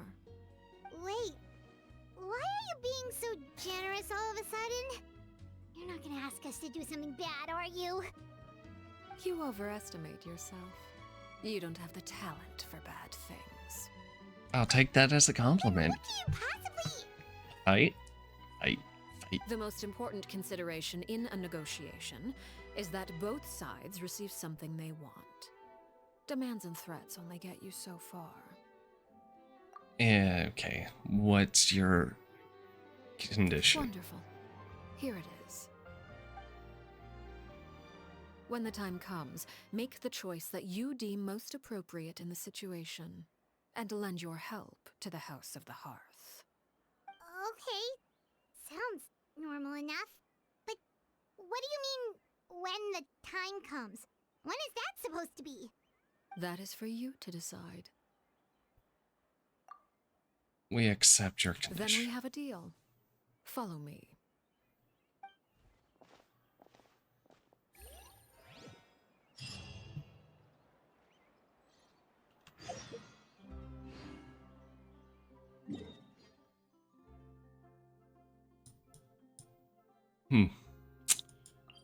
All the way out here. Okay.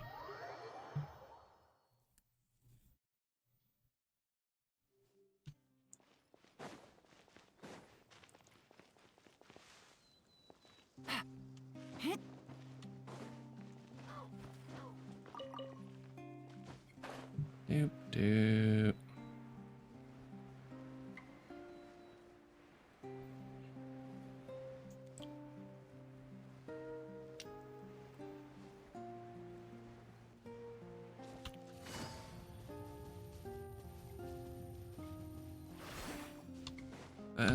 Run, run, run, run.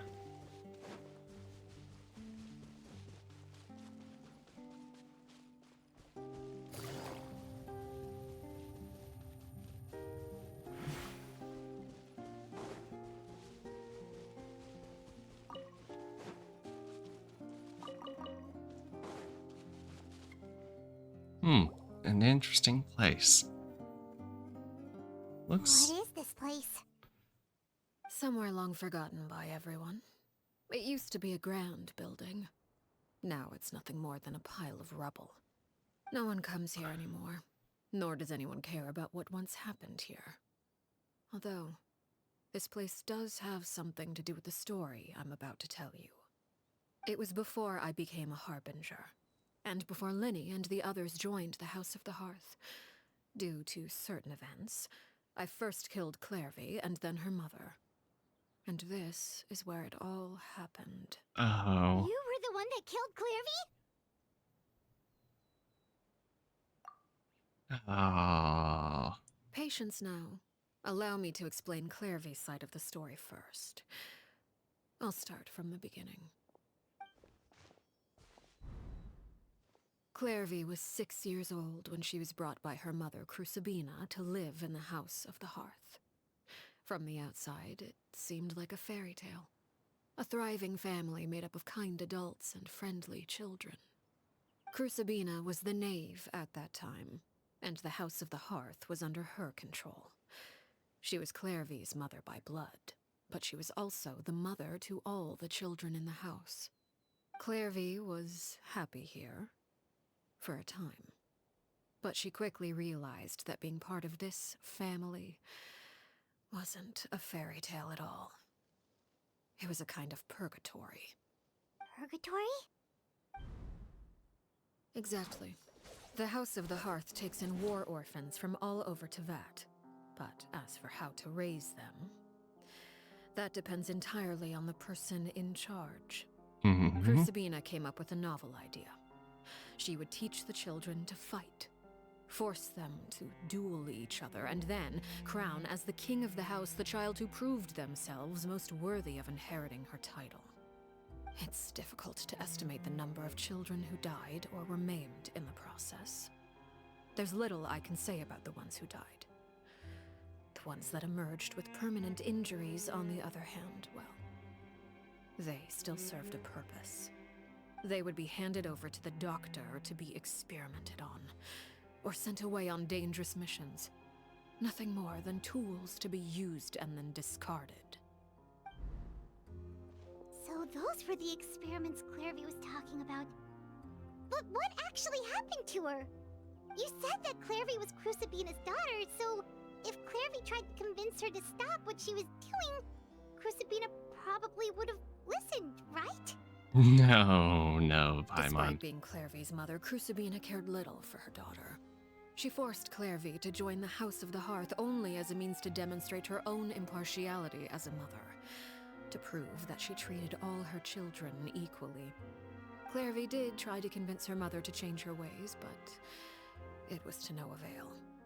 After her efforts failed, the only other option was to rise up and try to fight back. Unfortunately, the other children had already been thoroughly indoctrinated into the illusion of happiness Crucibina had created. Of course, there was one exception. Someone Clairvy's age who knew the truth about the House of the Hearth. Her name was Peruere. Perry? Wait, the friend that Clairvy mentioned? Friend, huh? I suppose we can call her that for now.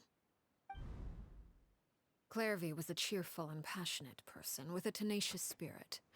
Peruere, on the other hand, was rather cold-blooded. Her cold-blooded nature allowed her to see through Crucibina's facade. Yet, it was also this cold-bloodedness that prevented her from acting against it. At least at first. While Clairvy longed for freedom, Peruere was convinced that, amid all the fighting and violence, she would make it until the end. Despite their differences, the two became fast friends, united by their knowledge of the truth. Clairvy told Peruere that she hoped to create a real family, where no one would be killed or sacrificed. There may have been a certain naivete to her ideas, but Clairvy proved her determination many times over. She tried countless times to run away, ask for help, or expose the truth. But her efforts only earned her beating after beating. The only thing that kept her going was her strength of will. Even with her body racked with pain, she would still stand on her tiptoes and open the window at night. She and Peruere would look out at the moon together, a fierce longing for freedom shining in her eyes. But one day that light simply vanished. Oh no. What happened? Her hopelessness resulted from a culmination of things. 10 years had passed. 10 years worth of failure after failure. She and Peruere weren't children anymore, but finding any chance to escape still seemed as hopeless as ever. It was during this time that Peruere suggested a new plan.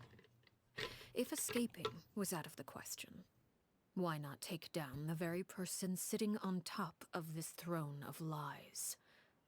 Mother herself. Clairvy rejected that proposal. She claimed that, as a famous harbinger, Crucibina possessed an unimaginable amount of power. Trying to kill her would have an incredibly low chance of success. Clairvy never gave another reason, but Peruere could see it written all over her face. Clairvy still thought of Crucibina as her mother. Killing her own flesh and blood was a line she couldn't bring herself to cross. If she couldn't escape and fight back, then only one option remained. Death. Precisely. Death was the only way that she felt she could be free. It happened during a duel. When she arrived at the dueling ring that day, her partner turned out to be none other than Peruere, the very person that had stood by her side all those years. It was a fierce battle. But ultimately, Clairvy decided to let Peruere end her life. From that moment on, Peruere's journey was one written in flames. When the rain finally came and washed it all away, there she stood, the sole victor in Mother's endless game of slaughter. A trail of corpses strewn across her path to success. It was the very result she had predicted 10 years prior. Even then, she believed she would make it until the end. She wasn't surprised by the fact that she emerged as Mother's undisputed heir. Rather, her success left her with an inexplicable sense of restlessness. She was unsettled, and there was only one thing that could quell that sensation. Perhaps you two would like to take a guess as to what it was? Killing the person at the very top. I know that for endgame they have to, they are limited, well, with that kind of animation to actual sets and stuff. But oh my god, the animation did it so well. Anyway. Crucibina, you mean? But... Correct. This is the place where Peruere killed her best friend. A mere year later, this is also the place where she fought tooth and nail to kill the mother they shared. The moment she acted, any conception of what was right or wrong ceased to matter. It's one of the principles of the house. Only those who survive get to write the rules. Peruere won the battle, and became a harbinger herself. After which Her Majesty, the Tsaritsa, bestowed upon her a new name. Arlecchino. So the Perry Clairvy was talking about... It was you all along. You're Peruere. Arlecchino is just a name you got later. This was your story just as much as Clairvy's. I left that name behind long ago. I must say, hearing it now does bring back memories. After I defeated Crucibina, the moniker of Mother died with her. I chose to forego the title she called herself, and even chose to give up my own name. I rebuilt the House of the Hearth under a new identity. Not only as Arlecchino, but as father. And that is where the story ends. Any more questions? What's up with the ghost? Yeah. Based on what you just told us, Clairvy wasn't a little kid when she was killed. So the Clairvy we met... Was she really a spirit at all? I suppose you could call her an illusion born of flame. Her existence is like ashes to a fire. Something left over in the wake of blaze and ruin. You see, a certain power runs through my veins. It's not unlike a curse. My flames leave behind shadows of anything they consume. Of course, the chances of those shadows morphing into a sentient entity are exceedingly slim. Clairvy is a very special case. Clairvy died when she was 16 years old. But what emerged from the flames was her 6-year-old self. Her appearance wasn't the only thing affected. Most of her memories were lost to the blaze as well. Memory is a mysterious thing indeed. Losing a portion of your memories will alter your sense of self. Lose 10 years' worth, however. and it would be like living in the past. Like returning to a version of yourself that never grew up. No wonder Paimon got such a weird feeling when we were talking to her. Perhaps I should put it this way. Clairvy is someone trapped in time. It may seem like she exists with us in the present, but she truly lives in the confines of her own past. So if all of that is true, then you must have known about Clairvy for a long time. Indeed. She's a rather volatile and unstable entity. Sometimes she would look after the children. She's even saved some of their lives. But other times, she would hide from me and become obsessed with revealing the truth about the house to anyone who will listen. Shadows don't have the capacity to learn or grow. Any new information they encounter is quickly forgotten over time. Your attempts to expose Clairvy to sunlight. They failed, yes? The reason is actually quite simple. In Clairvy's mind, the house is impossible to escape, and it is this very perception that traps her there. But no matter. All I have to do is kill her again, and all will be resolved. I don't anticipate so much as a single speck of ash will be left behind this time. Wait! Paimon can understand why you might want her gone, but isn't there another way? So what if she's trapped in her 6-year-old self? She's still your friend! At least talk to her first! It's too late for that. She broke the rules, and now she must be punished. That goes for Filial and Nantoy as well. She's had quite the effect on them. I hope you understand. The difference between Crucibina and myself lies in our formulation of the rules, not our policy for enforcing them. Upholding the rules without question is a trait we both share, because that is how a household should be run. Is this really what you want to do? Whatever could you mean?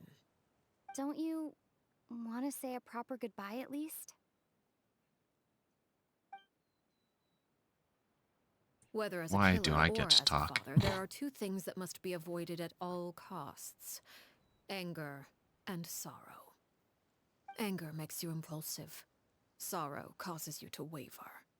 Well, it appears it's about time to proceed. Before we arrived, I told some of my well-behaved children to bring our troublemakers here by nightfall. I do believe I've kept my end of the deal. I give your friends quite a bit more time. As for what happens now, we'll just have to wait and see.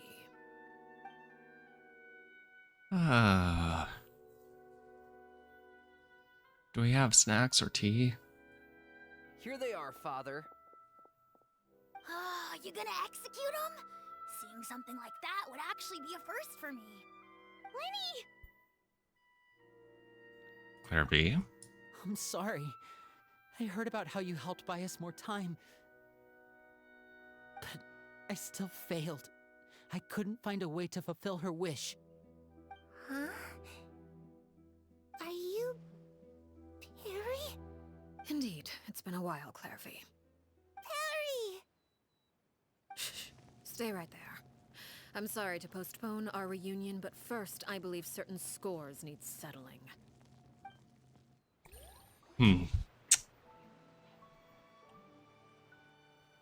Father, let me explain. Out of my way. Father! And this You is chose where to we... conceal a threat to the house. And for that, you must be punished. And this is where we Overall, step however, I in suppose your wrongdoing and is hardly protect the most the egregious house. of the bunch, so I'll deal with your punishments later. As for right now, the more pressing concerns are the traitors among us. By traitors? Do you mean us? Father, let me explain. We didn't mean to. Fultz, why don't you share what you heard? Yes, Father. Secret Midnight Meeting number 3. Participants: Filial, Nantoy, Sato, Toddy. Nantoy clearly said, if only Father wasn't the one who took us in. Sato added, I'm sick of this life. I just want to live as a normal person. Filial was the worst of them all. She called us crazies and said a bunch of mean things about Father. I did not! You're lying! Fultz is trying to frame us! It's not like I'm the only one who heard those things. After that, you and Toddy and a bunch of other people started talking about Clairvy. You were using all those things Clairvy brought up as an excuse to question Father. We're birds locked in a cage. The only way out is to destroy it. That's what you said, wasn't it? You little... You just want me gone, don't you? What did I ever do to you, huh? And you, Sheplo, have you forgotten who stood by your sickbed, watched over you, and changed your dressings? Come on, let's hear it then. What's your reason for all this?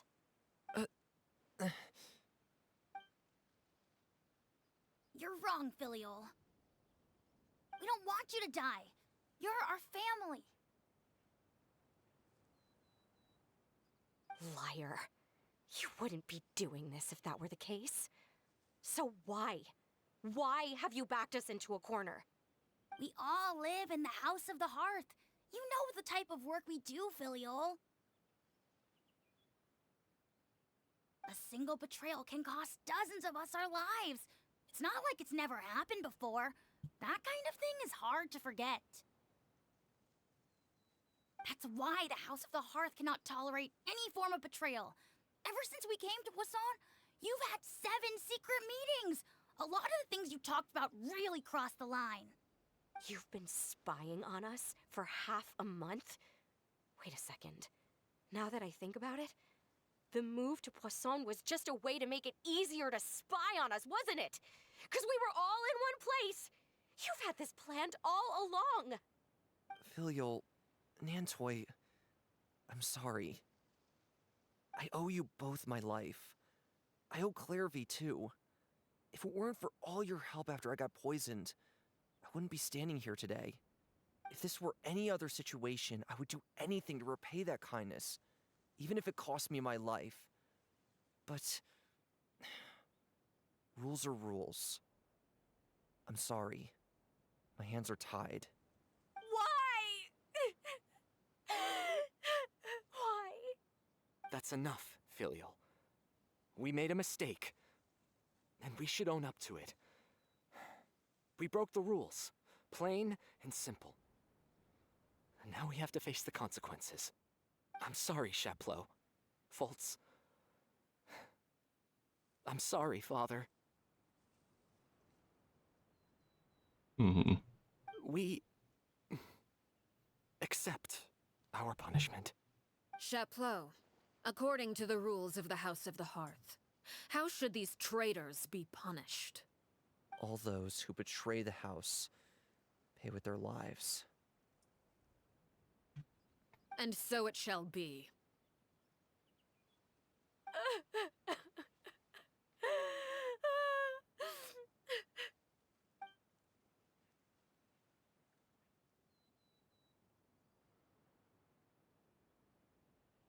Father, please wait! Something you want to say, Lyney? Please reconsider, Father. What Filial and the others did, does it really count as betrayal? We all come from broken families. From the very first day we joined the House of the Hearth, we wanted nothing more than to make it a real home. But the truth is, none of us know what a real home should look like. I'm not saying I have all the answers. All I know is this. Killing Filial and the others may uphold the rules, but doing so will only bring us further away from being a real family than we've ever been. So please, Father, please, reconsider. I agree with Lyney. Father, please. Lyney, you...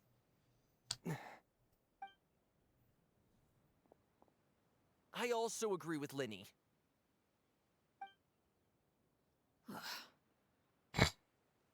An order once given cannot be rescinded. However, Given the extent of your determination, I suppose we shall have to go about this a different way. Draw your weapons and face me. Our weapons? Father, are you referring to a duel? Precisely. The rules of the house will not be altered. Traitors must be punished. However, resolving disputes with a duel is also one of our rules, one that also applies to me. Demonstrate a sufficient showing of strength, and I shall offer a concession. Wait. Bede. Father in a duel? Impossible. Father is way too strong, even for Lenny. Is she for me, though?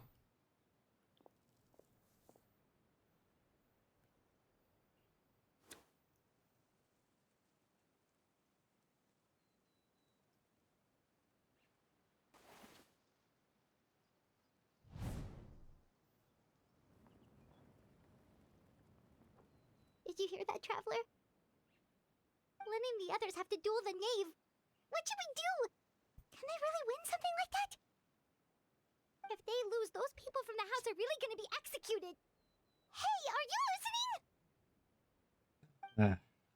Is executing them really what she wants? Don't you want to say a proper goodbye at least? Anger makes you impulsive. Sorrow causes you to waver. Back then, she never really actually answered my question. But that makes the answer pretty obvious, doesn't it? Oh, looking at that expression on her face, she seems really serious about this. Guess that means there's no chance she's throwing the duel on purpose, huh? There's no way the knave will lose on purpose. Although... When guests are around, families are often on their best behavior. And any disputes are less likely to escalate. When the time comes, make the choice that you deem most appropriate in the situation, and lend your help to the House of the Hearth. What's wrong, Traveler? Hey, where are you going? Traveler? I like to see for myself what the fourth of the Fatui Harbingers can do. You're asking to join the duel against the knave? If that's okay. I'll allow it. We do have a ready-made dueling ring at our disposal, after all. All I would advise is this. Keep a firm grasp on your weapon, and give it your all. Any less, and you may just lose your life.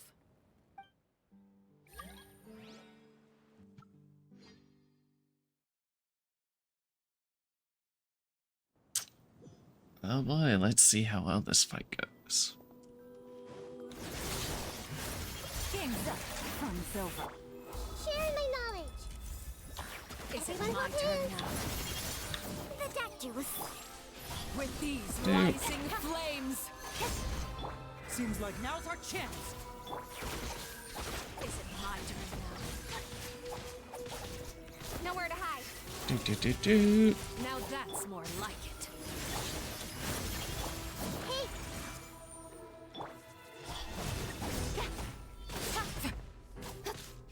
Are you alright? Temple of With the Wisdom. fall of darkness, destruction shall rise. Gotcha. Taking a Have turn a for the taste better. of purgatory. Incoming. Hey! Yeah! Try to pace yourself. Do.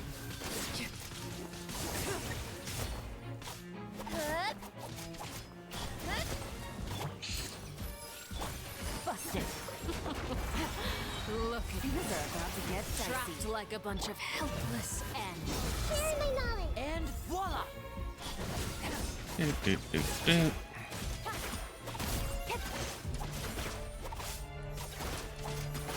Not bad. You've proven to be a Nowhere worthy to hide. opponent after all. Remember, Health comes first.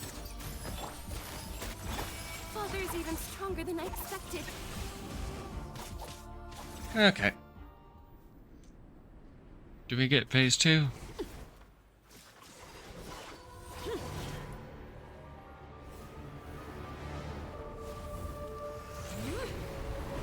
There we go.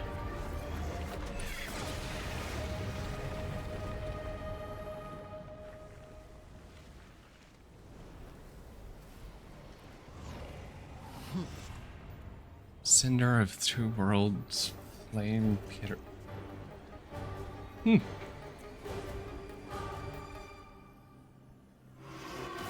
Ow! Okay, screw you. My blade is all that remains. A bitter pill to swallow. Quietly now. Make yourselves a wound. Speed of light. With sword comes shadow. Mind the side effects. Seems like an emergency. Shield.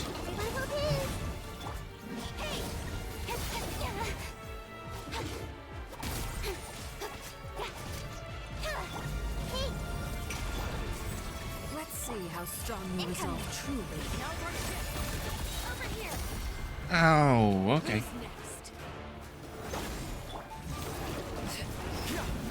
Come on. Taking a turn for the better. The Temple of Wisdom. The sun and moon have set. Watch out for Father's movements. Look out! Owie. A bitter pill to swallow. Gang's up. Don't blink.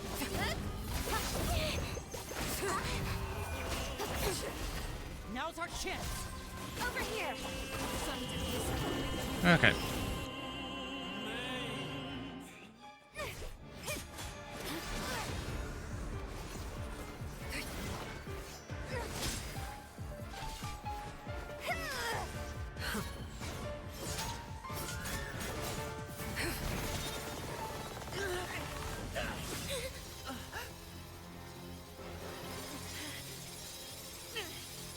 You should know better than to crowd in one place. And you...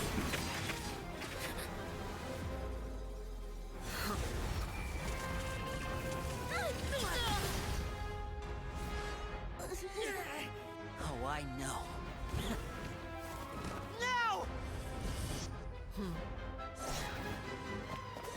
I'm sorry, Father! Really? You had to use the...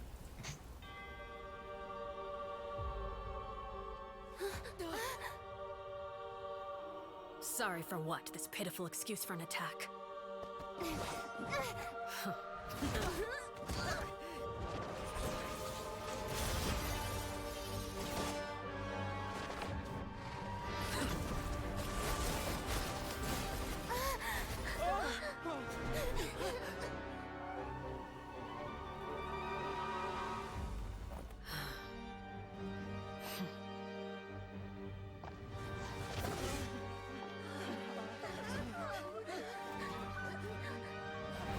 Father, no!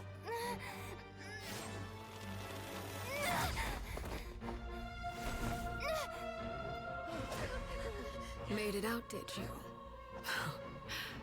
You're stronger than I expected. Yeah! Please, please don't hurt me too bad.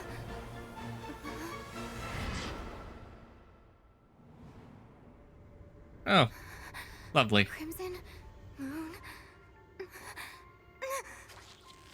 I can't move.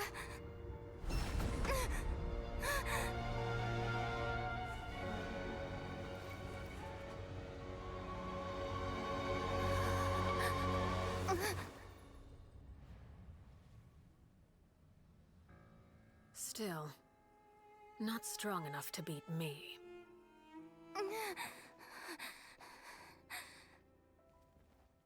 I thought I was doing pretty well. Minus Kuching dying, but you know, that's why we have reviving items. We spam all the heal.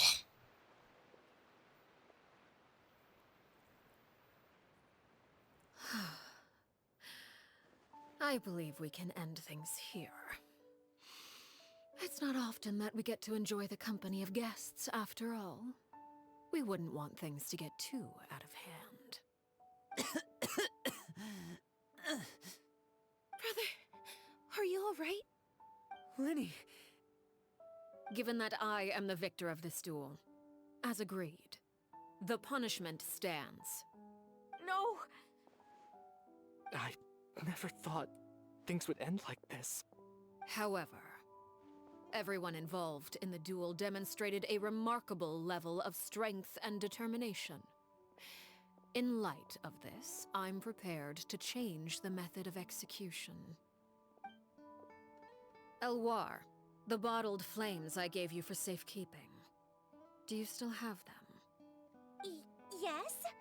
I wasn't sure what they were for, but I've kept them super safe. I didn't lose a single one. Wonderful. Then, in just a moment, I'll have you administer them. Bottled flames? Indeed. Burn away They're the product of a memories. secret experiment. Under Yep. certain special circumstances, flames can be extracted from my person and preserved. Once Ah. ingested, searing pain will spread across every inch of your body. No harm will come to you physically, but your memories will be burned. There we go. Yep. If you can withstand the pain. When you awake, you'll have forgotten everything you know about the House of the Hearth, and will be expelled from the organization. In other words, administering this concoction will kill the version of you that grew up in the house, and give you a new identity. So that means the young man that I thought looked familiar, the one selling newspapers outside the Palais Merada, he must have been the same where we saw he wasn't killed at all. Memory is a mysterious thing indeed. Losing a portion of your memories will alter your sense of self.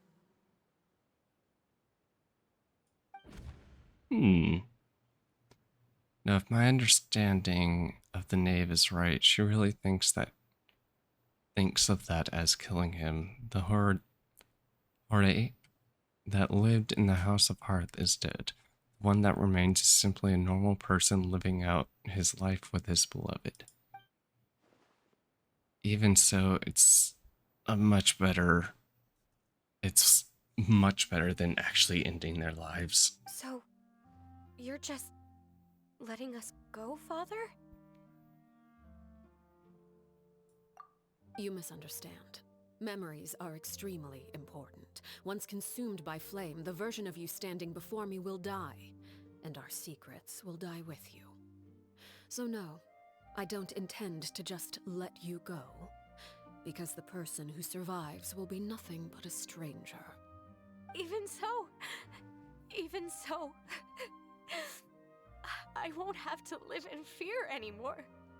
I'm sorry, Father. I'm sorry I let you down. But I really... Don't cry, Filial. You haven't left the house yet, so there are still rules to be followed, yes? Remember what I taught you. Anger makes you impulsive, sorrow causes you to waver. Don't let yourself be controlled by your emotions. Of course. I'll remember. Dry your tears, and go pursue the life you really want. Yes, Father. Chaplot, Foltz, Elwar. Take them back to Poisson. And bring Linny and the others as well. I prepared 3 extra vials of bottled flames. As for whether to take them, the choice is yours. Goodbye, children. The next time we meet, I will no longer be your father. Thank you for all you've done for the house. I hope you have bright futures ahead of you.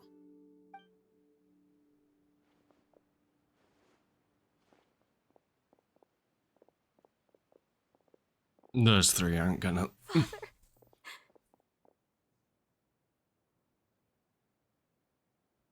Let's go.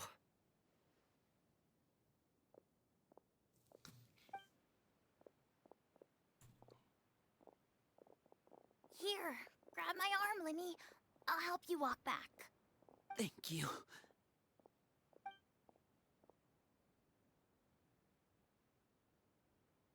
Clairvy.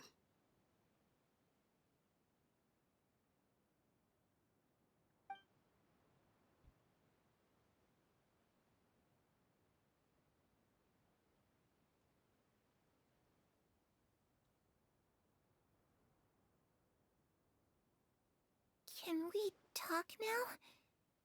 I've been waiting for a super long time. You really are Perry, aren't you? I haven't seen you in so long.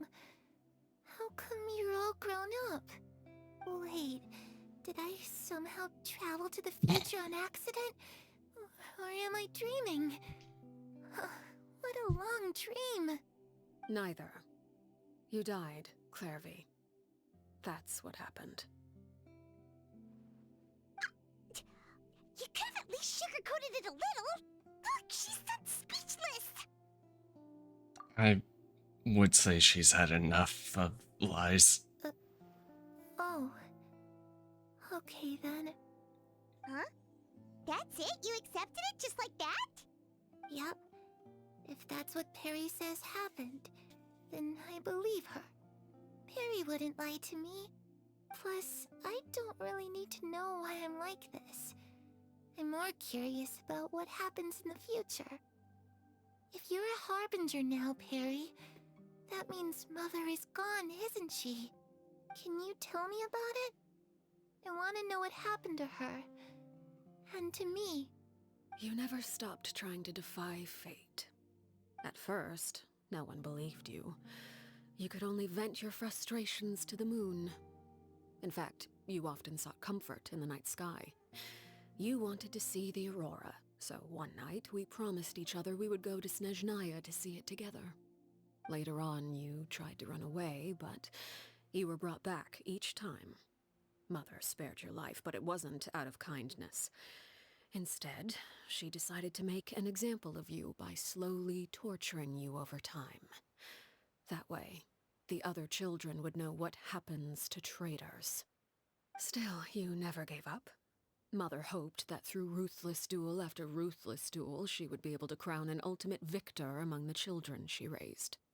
But you called on everyone to unite, to fight to a draw in order to reduce casualties.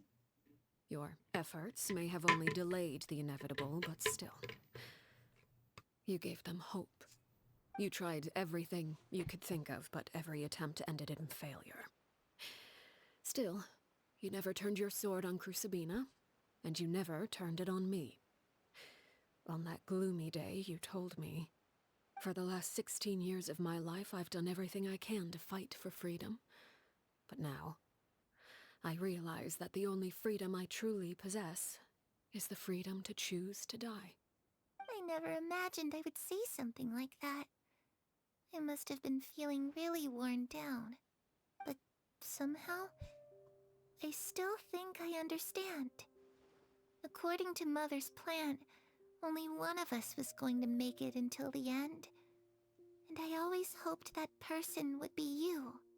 If I could do it all over again, I still don't think I would make a different choice.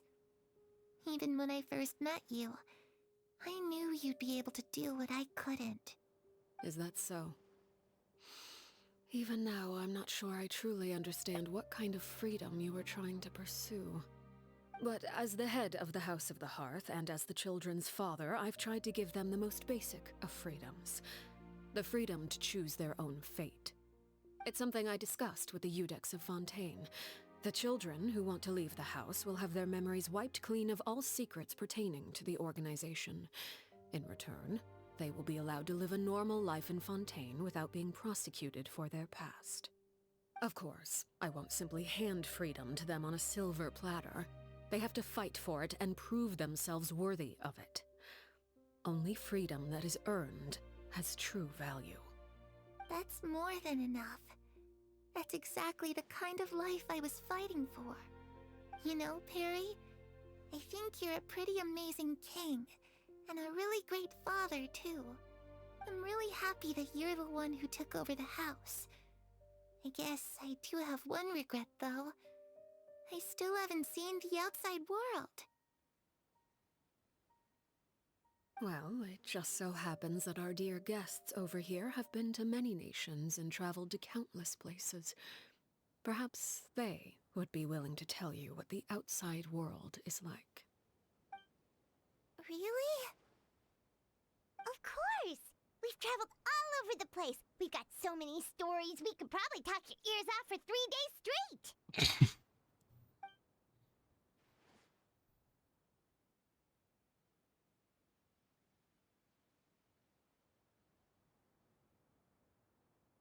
You know what? Land of Freedom. You know, I used to dream of being a bard. Playing the lute while singing into the winds of freedom. Even if there was no one there to listen, I would have continued to sing no matter what. Land of Geo, nation of countries. Ah, that's where Mora comes from. I never knew that before. If I had some Mora, I would buy 3 new dresses. One for me, one for Perry, and one for Mother. Oh. It's just too bad Perry doesn't like wearing dresses. And Mother, she probably wouldn't accept something like that either. I guess I'd just have to keep them all for me then. I could wear a different one every day.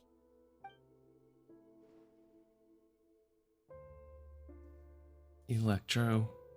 Land of Electro, nation of eternity. Those yokai you mentioned, what do they look like? I once saw a drawing of this one guy with horns on his head and a super scary face. Are there any yokai like that? Oh, sounds like you're talking about an Oni. Yep, we've met one, and let Paimon tell you, they're not nearly as scary as they look. Kind of dumb. Well, at least the one we've met. We have met another one too. Land of Wisdom, Dendrit. I was always too afraid to skip Mother's fighting lessons. But at the academia, I bet you could do all sorts of secret things in class. Things that have nothing to do with studying. I'm just kidding.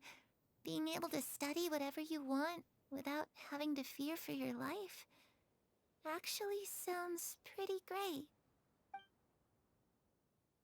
You tell about the conversation returns to Font. The situation was super dangerous. Lenny and Lynette were accused of committing a crime, and they were going to have to stand trial at the Opera Epicles. Oh no, that must have been hard for all of you. What happened next? Don't worry, we were able to turn the situation around super quickly, all thanks to Detective Paimon, of course. How'd you do that? Come on, tell me. Okay, so it was like this. After the failed magic show, we rushed to the scene and... Clairvy is listening intently to Paimon's story about our time in Fontaine. She seems really happy, like all of her troubles have been forgotten. Maybe this is the first time she's ever been able to truly relax. But I'm not sure how long this moment can last. Shadows don't have the capacity to learn or grow. Any new information they encounter is quickly forgotten over time.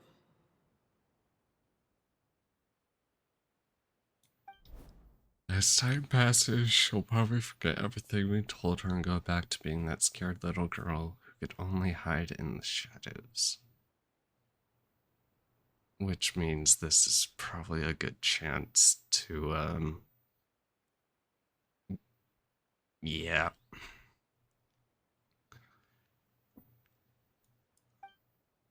I was so busy thinking I didn't even notice the sun had... Oh.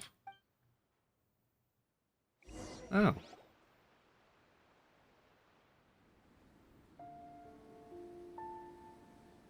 Clairvy, you've worked tirelessly from the shadows to overthrow the House of the Hearth. Now, by my authority as the Knave, I shall announce how this matter ends. You are hereby expelled from the House of the Hearth. You are no longer tied to this place, nor are you bound by its rules.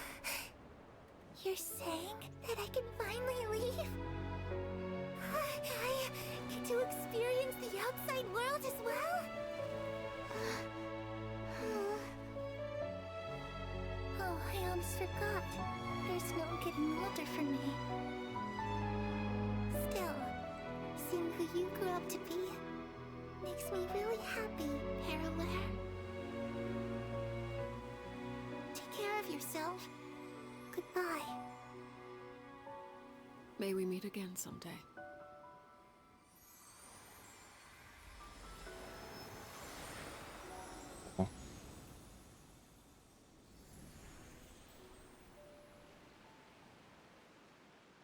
Clairvy.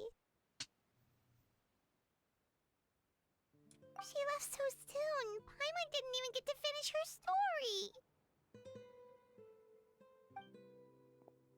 I also have certain sentiments left unsaid. I wanted to tell her that the aurora I saw in Snezhnaya was just as beautiful as the ones in the pictures. Oh. But a shadow's memories reset at dawn. Had we delayed any longer, we wouldn't have had the time to say goodbye. Whatever regrets may linger, let them be lost to the coming of a new day. Father? Oi. It's Lyney! Hey, Lyney! It's Lyney and the others. It's only Lyney, though. What is he doing back here? Let's go check it out.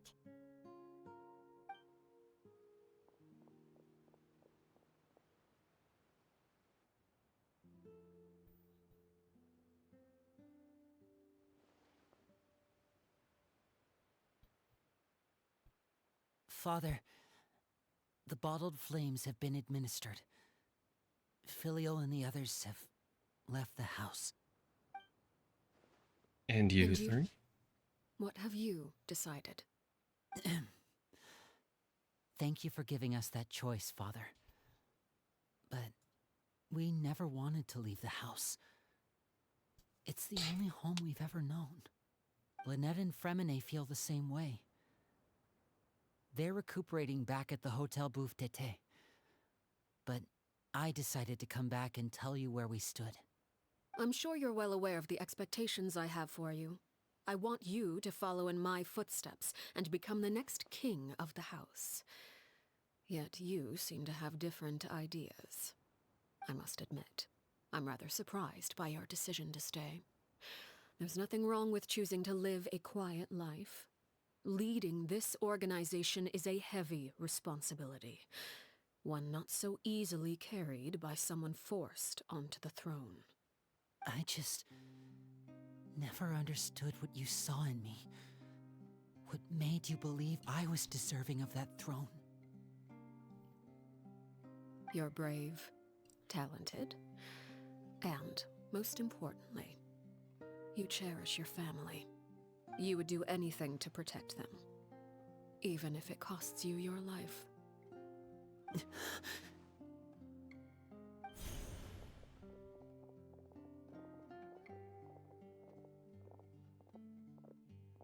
Speaking up back there was so brave of you, Lyney. It's all thanks to you that we were able to convince Father to back down. You're a hero, Lyney. Hero. Father is the real hero. Had Father gone all out during the duel, there's no way I would have walked away with my life. She must have had it all planned from the beginning, from the very moment she suggested a duel. I'm not deserving of that title. I'm not strong enough or smart enough. You're Well, wrong. Just get In working my it there. opinion, all you need to be deserving of the throne is conviction and the necessary strength to act on it. We may have different ideas of what it means to be a family, but you can hardly be said to lack conviction. What you truly lack is strength. For someone of your talent, though, that's something that will come with time. Even without that strength, you still chose to face me in a duel, even though the odds were stacked against you. That capacity to honor your convictions is what I truly see in you. Father. No one knows what the future holds, what tragedy or triumph may be in store. Being at the head of this organization requires the strength of will to face whatever comes. Caution will only hold you back. If reaching a certain standard were required to go after what you want, I would never have succeeded in killing my predecessor. Back then, there was still a considerable gap between our abilities. Strength may decide the ultimate victor, but those who let a lack of strength dictate their decisions or undermine their convictions will never be worthy of the throne. I understand, Father. Thank you. Children must grow up to surpass their parents. Only then can a family continue to flourish. The road ahead is not an easy one, so I'll ask you one last time. Are you certain you want to stay? You've done so much for me, Father, and that kindness must be repaid.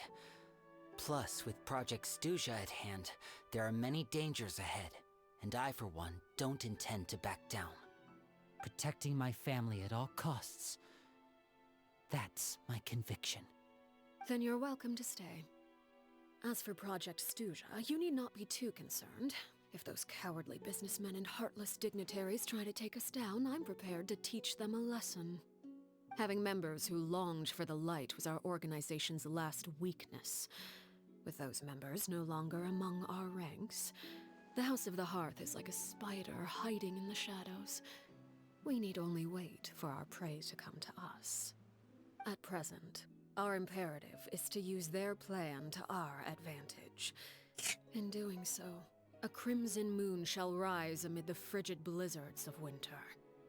No demonstration of loyalty shall go unrewarded, and no sacrifice shall be in vain. As for the two of you, whether we meet again as friend or foe, I'll remember the camaraderie we shared in this moment. No matter how arduous the journey ahead, I hope we both reach our desired destination.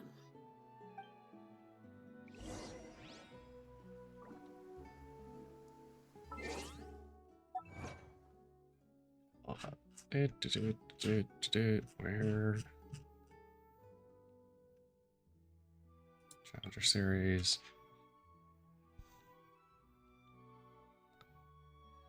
Okay, cool. Yes. Wait.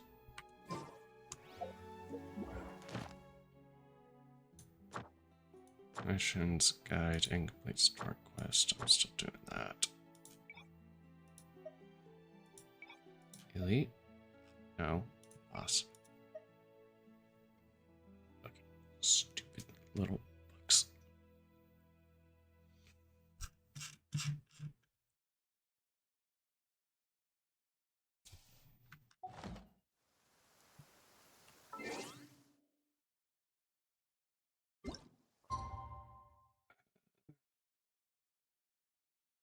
Days. Okay. That.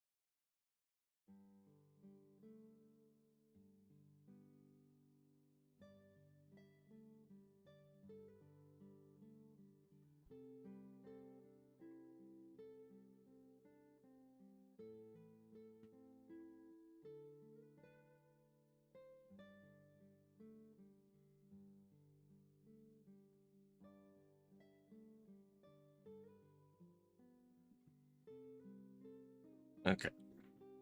Down. nothing will get. Didn't Linny say that Lynette and Fremine were recovering at the Hotel Bouffe d'été? Oh, Paimon wonders how they're doing. Oh no, not you.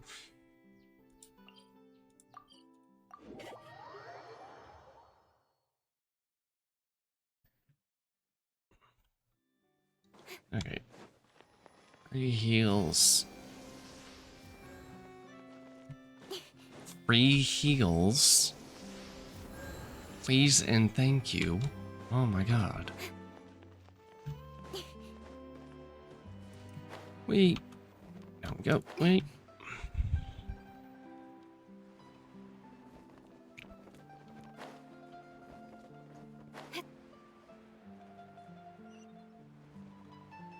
Oh, okay.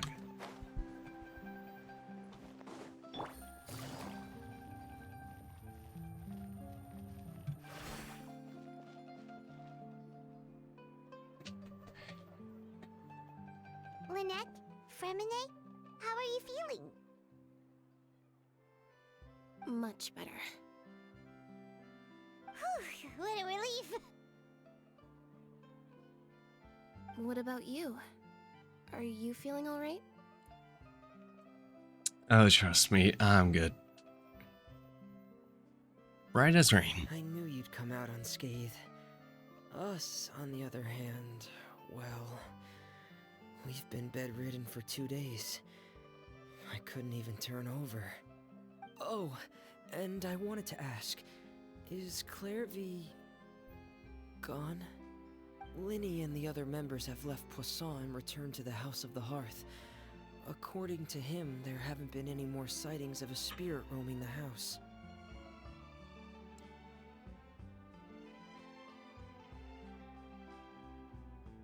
We bid farewell under a blanket of I sunlight. see. I'm glad. Father came to check up on us 2 days ago and told us about what happened with Crusabina and Clairvy. Actually, I've met Crusabina before. You are... Wait,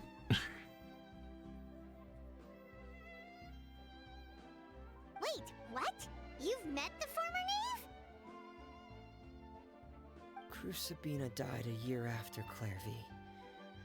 It was during the year between their deaths that I joined the House of the Hearth.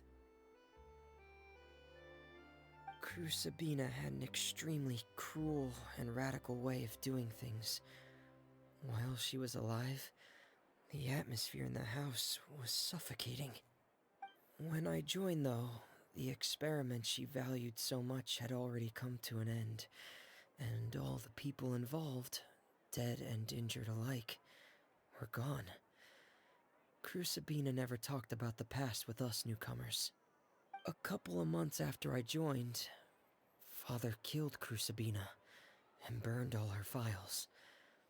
With that, the names of all the people subjected to her experiments, Clairvy included, were lost to the flames, along with the painful memories they represented. Father took in Lenny and me a couple months after that, but she never mentioned anything about Crusabina or Clairvy.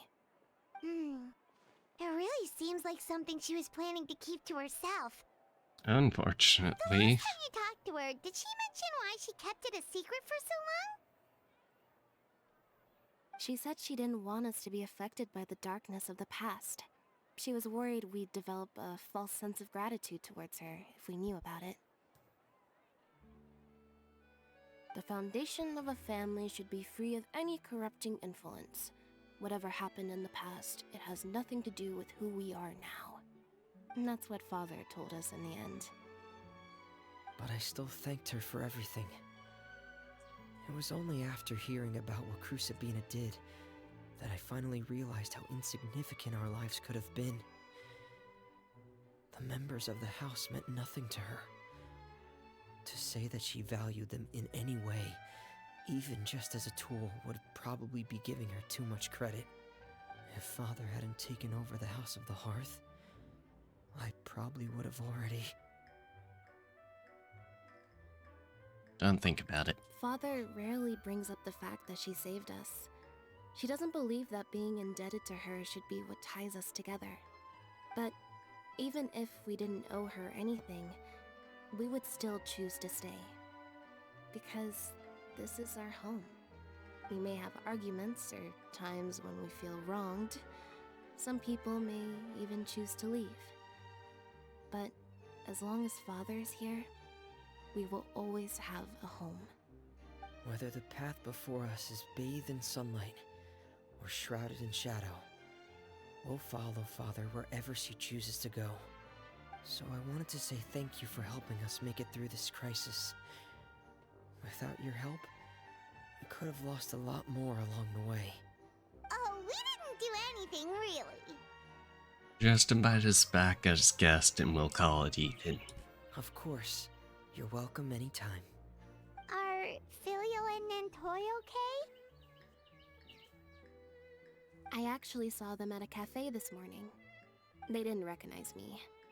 From what I could tell, they were drinking coffee and talking about one of the operas that started running recently. They seemed happy. If I had to take a guess, I would say they finally found the kind of life they always wished for. Oh.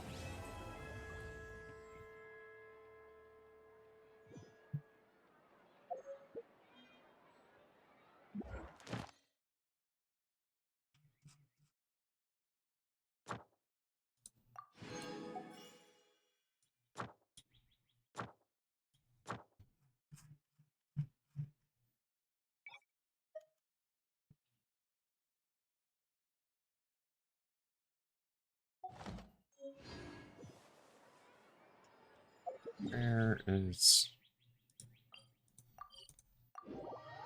Go over here. Nope, you. Ad Astra. Thank you for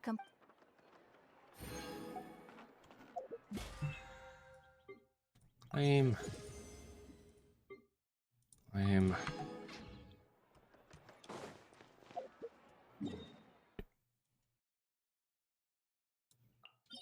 Yep, there it is.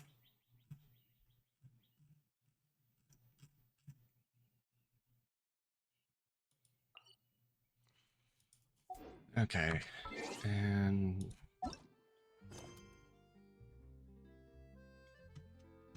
the world quests and all those. Okay.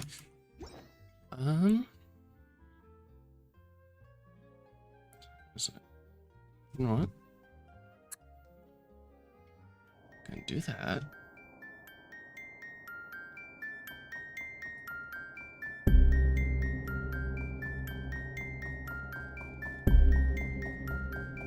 I am going to switch over to Honkai and finish off the last of the